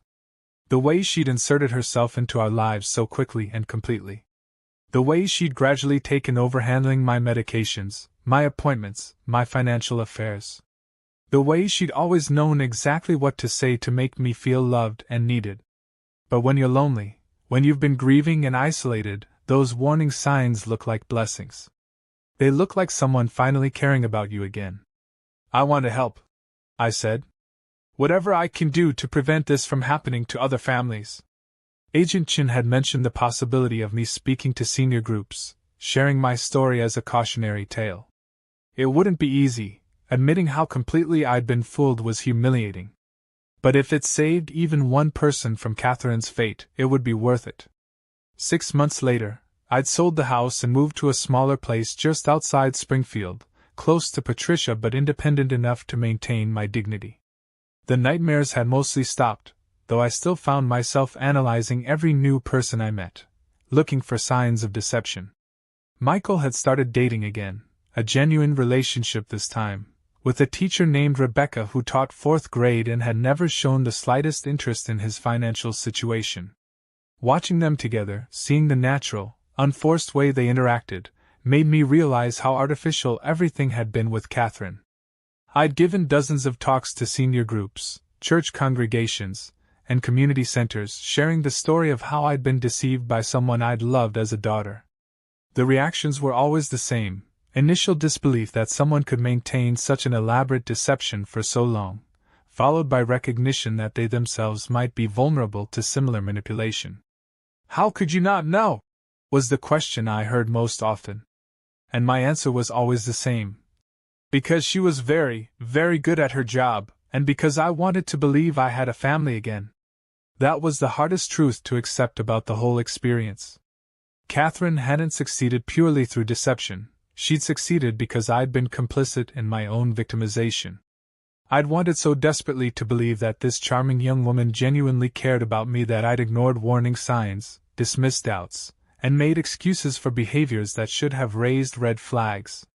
During one of these talks, at a community center in Dayton, an elderly woman approached me afterward with tears in her eyes. "I think I might be living with someone like your Cassie," she whispered. "His name is James, and he moved in 6 months ago after my husband died. He's been so helpful, so caring, but lately..." She described a pattern that was chillingly familiar. The too quick intimacy, the gradual takeover of financial responsibilities, the isolation from other family members who didn't understand their relationship. "What should I do?" she asked. I gave her Agent Chen's phone number and urged her to call immediately. 3 weeks later, Agent Chen contacted me to say that James had been arrested as part of an ongoing investigation into another criminal organization similar to Catherine's. The woman's life had been saved by my presentation. Stories like that made the humiliation of public speaking worth it. Each time I told my story, I reached someone who needed to hear it, either to protect themselves or to recognize that they were already being victimized. But the real healing came from the lawsuit. The civil attorney Michael had hired to pursue wrongful death and fraud claims had done remarkable work tracking down Catherine's assets and those of her criminal organization. She'd been careful to hide her money, but not careful enough. Offshore accounts, real estate investments, luxury items purchased with stolen funds, it all added up to several $1,000,000 that could be recovered. More importantly, the insurance companies that had paid out fraudulent claims were facing massive lawsuits. Some of those companies had been complicit, having employees who had been bribed to expedite questionable claims. Others had simply been sloppy in their verification processes, making them liable for the damages their negligence had enabled. "We're looking at a potential settlement in the range of $15 to $20 million, the attorney told us during a meeting in his downtown office. "Split among all the confirmed victims' families, of course, but still substantial compensation for what you've endured. Money couldn't bring back the people Catherine had killed, or erase the trauma her victims' families had suffered. But it could provide some measure of justice, and it could fund the kind of educational programs that might prevent future victims." Michael and I decided to donate most of our settlement to establish the Eleanor Hartwell Foundation for Elder Protection, named after my wife, who would have been appalled by the idea of criminals preying on lonely seniors. The foundation would fund research into elder fraud, support law enforcement training, and provide resources for communities to protect their most vulnerable members. A year after Catherine's sentencing, I received an unexpected visitor. Agent Chen knocked on my door on a rainy Tuesday evening, looking tired but satisfied. "We found another cell," she announced without preamble. "Operating out of Phoenix. Your testimony helped us identify the patterns, the methodology. We arrested 7 people yesterday. 7 more predators off the streets. 7 fewer criminals targeting innocent seniors. How many people did they kill? At least 4 that we can prove. Probably more. But the important thing is they won't kill anyone else." She sat at my kitchen table and accepted a cup of coffee I'd made myself, in my own kitchen, with no fear that someone was trying to poison me. "There's something else," she said. "Catherine wants to see you." The words hit me like a physical blow. "What?" "She's been requesting visits from you for months. She claims she has information about other cells, other victims, but she'll only share it with you." "Why would she want to see me?" "I don't know. Maybe she's genuinely remorseful. Maybe she's trying to manipulate you one more time. Maybe she's just lonely and you're the closest thing to family she has left." The irony wasn't lost on me. After spending 6 years pretending I was her family while she planned to kill me, she was now claiming I actually was her family while she was locked away for life. "I don't want to see her." "I understand." And there's no pressure from our end. We've got plenty of evidence to continue our investigations without her help. But even as I said it, I felt a nagging curiosity. After everything Catherine had put me through, there was still a part of me that wanted answers. Why had she chosen our family? What had she really thought about us during those 6 years? Had any of it, even the smallest moment, been real? If I agreed to see her, would you be there? If you wanted me to be. I thought about it for several days. Michael was against the idea, worried that Catherine would find some way to hurt me even from prison. Patricia thought I was crazy for even considering it. But something kept pulling me back to the possibility. Maybe it was the need for closure. Maybe it was the hope that she really did have information that could save other lives. Maybe it was just the remnant of that paternal feeling I'd once had for her, the part of me that had loved her as a daughter and still wanted to understand what had gone wrong. 2 weeks later, I found myself in a federal prison in Ohio, sitting across a metal table from the woman who'd tried to destroy my family. Catherine looked older than her years, her skin pale from lack of sunlight, her honey blonde hair now showing dark roots. But her blue eyes were the same, still calculating, still searching for weakness.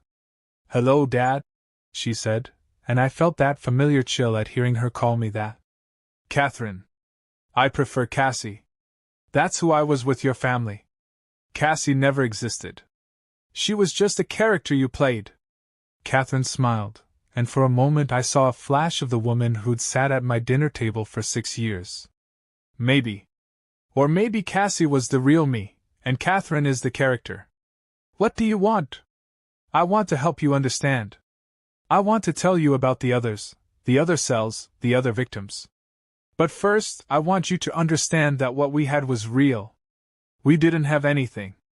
You were lying to us every day for 6 years. Was I lying when I held your hand during your heart attack? Was I lying when I brought you flowers on Eleanor's anniversary? Was I lying when I helped you fix the leak in the kitchen sink?" The memories she was invoking were painful because they'd felt real at the time. Standing in that kitchen with her, both of us soaked from the broken pipe, laughing at what a mess we'd made, it had felt like a genuine moment between family members. "You were building trust so you could rob and kill us. Maybe that's how it started. But somewhere along the way, it became more complicated than that." Agent Chin, sitting beside me, leaned forward. "Are you saying you actually cared about Mr. Hartwell and his son?" Catherine was quiet for a long moment. "I'm saying that 6 years is a long time to pretend to be someone else. Sometimes the pretending becomes real, even when you don't want it to. But you still tried to kill Michael." "Yes." "And you were planning to kill me." "Yes." "So whatever feelings you think you developed, they weren't enough to stop you from committing murder." Catherine's mask slipped for just a moment, and I saw something that looked like genuine pain in her eyes. "No, they weren't. And that's why I belong in here." For the next 2 hours, Catherine provided detailed information about other criminal organizations she'd worked with or known about. Names, locations, methods, victims. Agent Chin recorded everything, occasionally asking for clarification or additional details. Some of the information was immediately useful. It led to arrests within days. Other details would take months or years to verify and investigate. But all of it was valuable in the ongoing effort to shut down what appeared to be a nationwide network of elder fraud rings. As our time was ending, Catherine looked at me with an expression I'd never seen before, vulnerable, almost pleading. "I know you'll never forgive me," she said quietly. "I know I don't deserve forgiveness. But I need you to know that those 6 years weren't entirely fake for me. You were the closest thing to a real father I ever had." The words hit harder than I'd expected. Part of me wanted to believe them, wanted to think that somewhere beneath all the lies and manipulation, there had been genuine affection. But I'd learned not to trust my emotional reactions to Catherine Walsh. "I hope that's true," I said finally. "For your sake, not mine."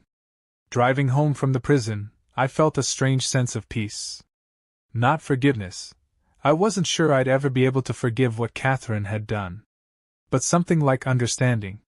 She was a broken person who'd learned to survive by manipulating others' emotions. The fact that she might have developed real feelings for us during her long deception didn't excuse her crimes, but it did make her seem more human, more tragic. And maybe that was enough. 5 years have passed since that day in federal court when Catherine Walsh was sentenced to life in prison. 5 years since I learned that the woman I'd loved as a daughter had been planning to murder me for my money. 5 years since I discovered that everything I'd believed about my family was a carefully constructed lie. In that time, I've learned something important about resilience. The human capacity to rebuild, to trust again, to find meaning after devastating betrayal. It's stronger than I ever imagined it could be. I'm 76 now, living in a comfortable cottage just outside Springfield, close enough to Patricia that we can have Sunday dinner together but far enough away that I maintain my independence. The nightmares stopped years ago. The hypervigilance I felt around new people has faded, though I'm certainly more cautious than I was before. Michael married Rebecca 3 years ago in a simple ceremony in their backyard. She's everything Catherine pretended to be: kind, genuine, uninterested in money or status. When she laughs at my stories, I can tell she's really listening. When she calls me Dad, I know she means it. They're expecting their first child this fall, and I'm going to be a grandfather. A real grandfather this time, not the target of an elaborate con. The Eleanor Hartwell Foundation has grown beyond anything I could have imagined. What started as a way to honor my wife's memory and prevent other families from suffering our fate has become a national organization dedicated to protecting seniors from all forms of financial abuse. We've funded training programs for law enforcement, educational campaigns for seniors and their families, and research into the psychology of elder fraud. We've helped dozens of families recover stolen assets and supported survivors of financial abuse as they rebuild their lives. But perhaps most importantly, we've created a network of people who understand what it's like to be victimized by someone you trusted completely. The support groups we sponsor provide a safe space for survivors to share their experiences, their anger, their shame, and their gradual healing. I speak at these groups regularly, and I'm always amazed by the strength of the people I meet. Widows who were courted by charming men who stole their life savings. Elderly men who were manipulated by caregivers, who isolated them from their families. Adult children who discovered that their parents had been systematically robbed by people they trusted with power of attorney. The stories are heartbreakingly similar, but so is the resilience. People who've been broken by betrayal, finding ways to put themselves back together. Learning to trust again, carefully and thoughtfully, but still learning to trust. Agent Chen visits me occasionally, updating me on the ongoing investigations that grew out of Catherine's case. The criminal network Catherine was part of has been largely dismantled, with dozens of arrests and convictions. But new organizations keep forming, new predators keep targeting vulnerable seniors. It's like cutting off heads of a hydra, she told me during her last visit. Take down one group, and 2 more spring up somewhere else. But the work continues. The investigations, the prosecutions, the education campaigns, the support for survivors. Every arrest represents lives saved, families protected, futures preserved. Catherine herself has become something of a different person in prison, according to the reports I receive.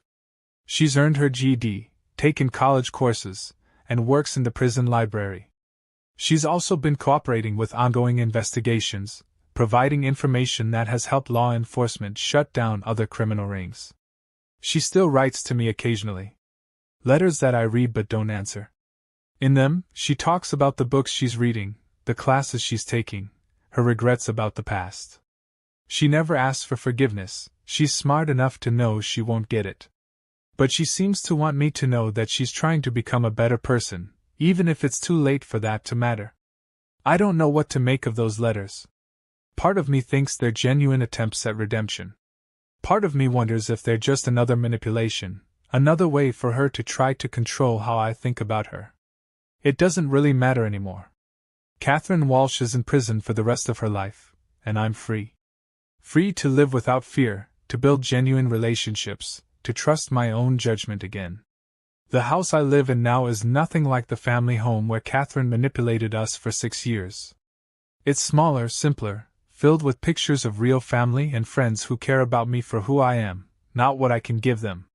There are no hidden safes, no valuable documents lying around, no tempting targets for potential predators. But more importantly, there's no loneliness. I've learned that loneliness was what made me vulnerable to Catherine in the first place. The desperate need to feel like I had a family again after Eleanor died. I've built a support network of genuine friendships, real family connections, and meaningful activities that give my life purpose. I volunteer at a local senior center, helping other elderly people navigate technology and stay connected with their families. I tutor kids in math and reading at the community center. I serve on the board of 3 different charities and remain actively involved in the foundation's work. Most importantly, I've learned to be comfortable with solitude without being lonely. I can enjoy my own company, pursue my own interests, make my own decisions without feeling like I need someone else to validate my existence. That may be the most valuable lesson to come out of this whole nightmare. Predators like Catherine target loneliness, desperation, the need to be needed. When you're secure in yourself, when you have a full life and genuine connections, you're much less likely to be vulnerable to their manipulations. If you've stayed with me through this whole story, if you've listened to everything I've shared about betrayal and manipulation and the long road to healing, I want you to remember this: you are stronger than you know. If you're ever targeted by someone like Catherine, if you ever find yourself questioning whether a relationship is too good to be true, trust your instincts. Real love grows slowly and naturally. Real family relationships are built on mutual respect and shared history, not desperate gratitude and fear of being alone. Real partners want to support your independence, not control your life. And if you're someone who's been victimized, who's discovered that someone you trusted has been lying to you, using you, stealing from you, know that you're not alone. The shame you feel isn't yours to carry. The blame belongs to the predator who targeted you, not to the trusting person who believed their lies. You can heal. You can learn to trust again. You can build a life that's based on genuine connections and authentic experiences. It takes time, it takes work, it takes courage, but it's possible. I know because I've done it. Michael calls me every Sunday, just like he used to before Catherine entered our lives. But now when we talk, we're both fully present. There are no hidden agendas, no secret plans, no one else listening in and planning how to use our conversations against us. It's just a father and son, staying connected, sharing their lives, building new memories to replace the ones that were tainted by deception. Rebecca sends me pictures of her growing belly, updates on their preparations for parenthood, invitations to family dinners where the only agenda is enjoying each other's company. She's asked me to teach their child to fish when he or she gets old enough, the way I taught Michael.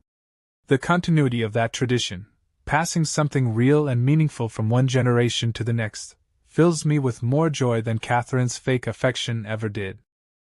Patricia and I have grown closer than we'd been since childhood, bonded by the shared experience of almost losing each other to Catherine's manipulations. She's been my rock through the hardest parts of the healing process, and I've been there for her through her own challenges.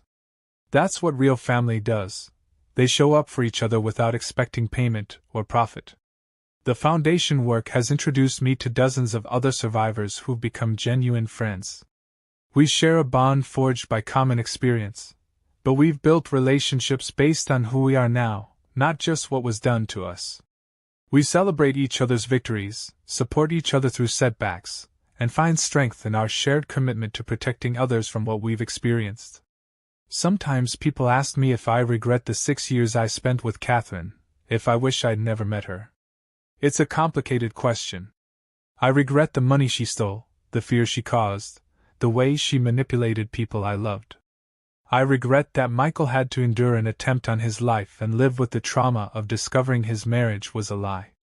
But I don't regret the lessons I learned about resilience, about the importance of genuine connections, about the difference between being alone and being lonely. I don't regret the work the Foundation has been able to do, or the lives we've been able to save by sharing our story. Most of all, I don't regret discovering that I was stronger than I ever knew. That I could survive the destruction of everything I thought I knew about my family and build something better from the ruins. Eleanor used to say that life's greatest challenges often contain life's greatest gifts. if we have the courage to look for them. I didn't understand what she meant when she was alive. I understand now. The greatest gift Catherine Walsh ever gave me was showing me exactly how strong I could be when everything I believed in was stripped away. She thought she was destroying my life, but she was actually teaching me how to build a better one. And that's the most perfect revenge of all. Thank you for listening to my story. Thank you for caring about an old man's journey through betrayal and back to trust. If my experience can help even one person recognize the warning signs, if it can give even one victim the courage to seek help, if it can inspire even one family to build genuine connections that can't be faked or manipulated, then every painful moment was worth it. Wherever you're watching this from, whatever challenges you're facing in your own life, remember that you have more strength than you know. Trust that strength. Trust your instincts. Trust that genuine love exists, even if you've been fooled by counterfeits. And never, ever give up hope that tomorrow can be better than today. If this story has touched you in any way, please share it. Not for me, but for all the lonely people out there who might be targeted by the next Catherine Walsh. Knowledge is protection. Awareness is armor. Your sharing might save a life. Thank you for being part of this journey with me. Thank you for proving that real connections, even between a storyteller and his audience, still exist in this world of deception and manipulation. Stay safe. Stay strong. And never stop believing in the power of genuine human connection.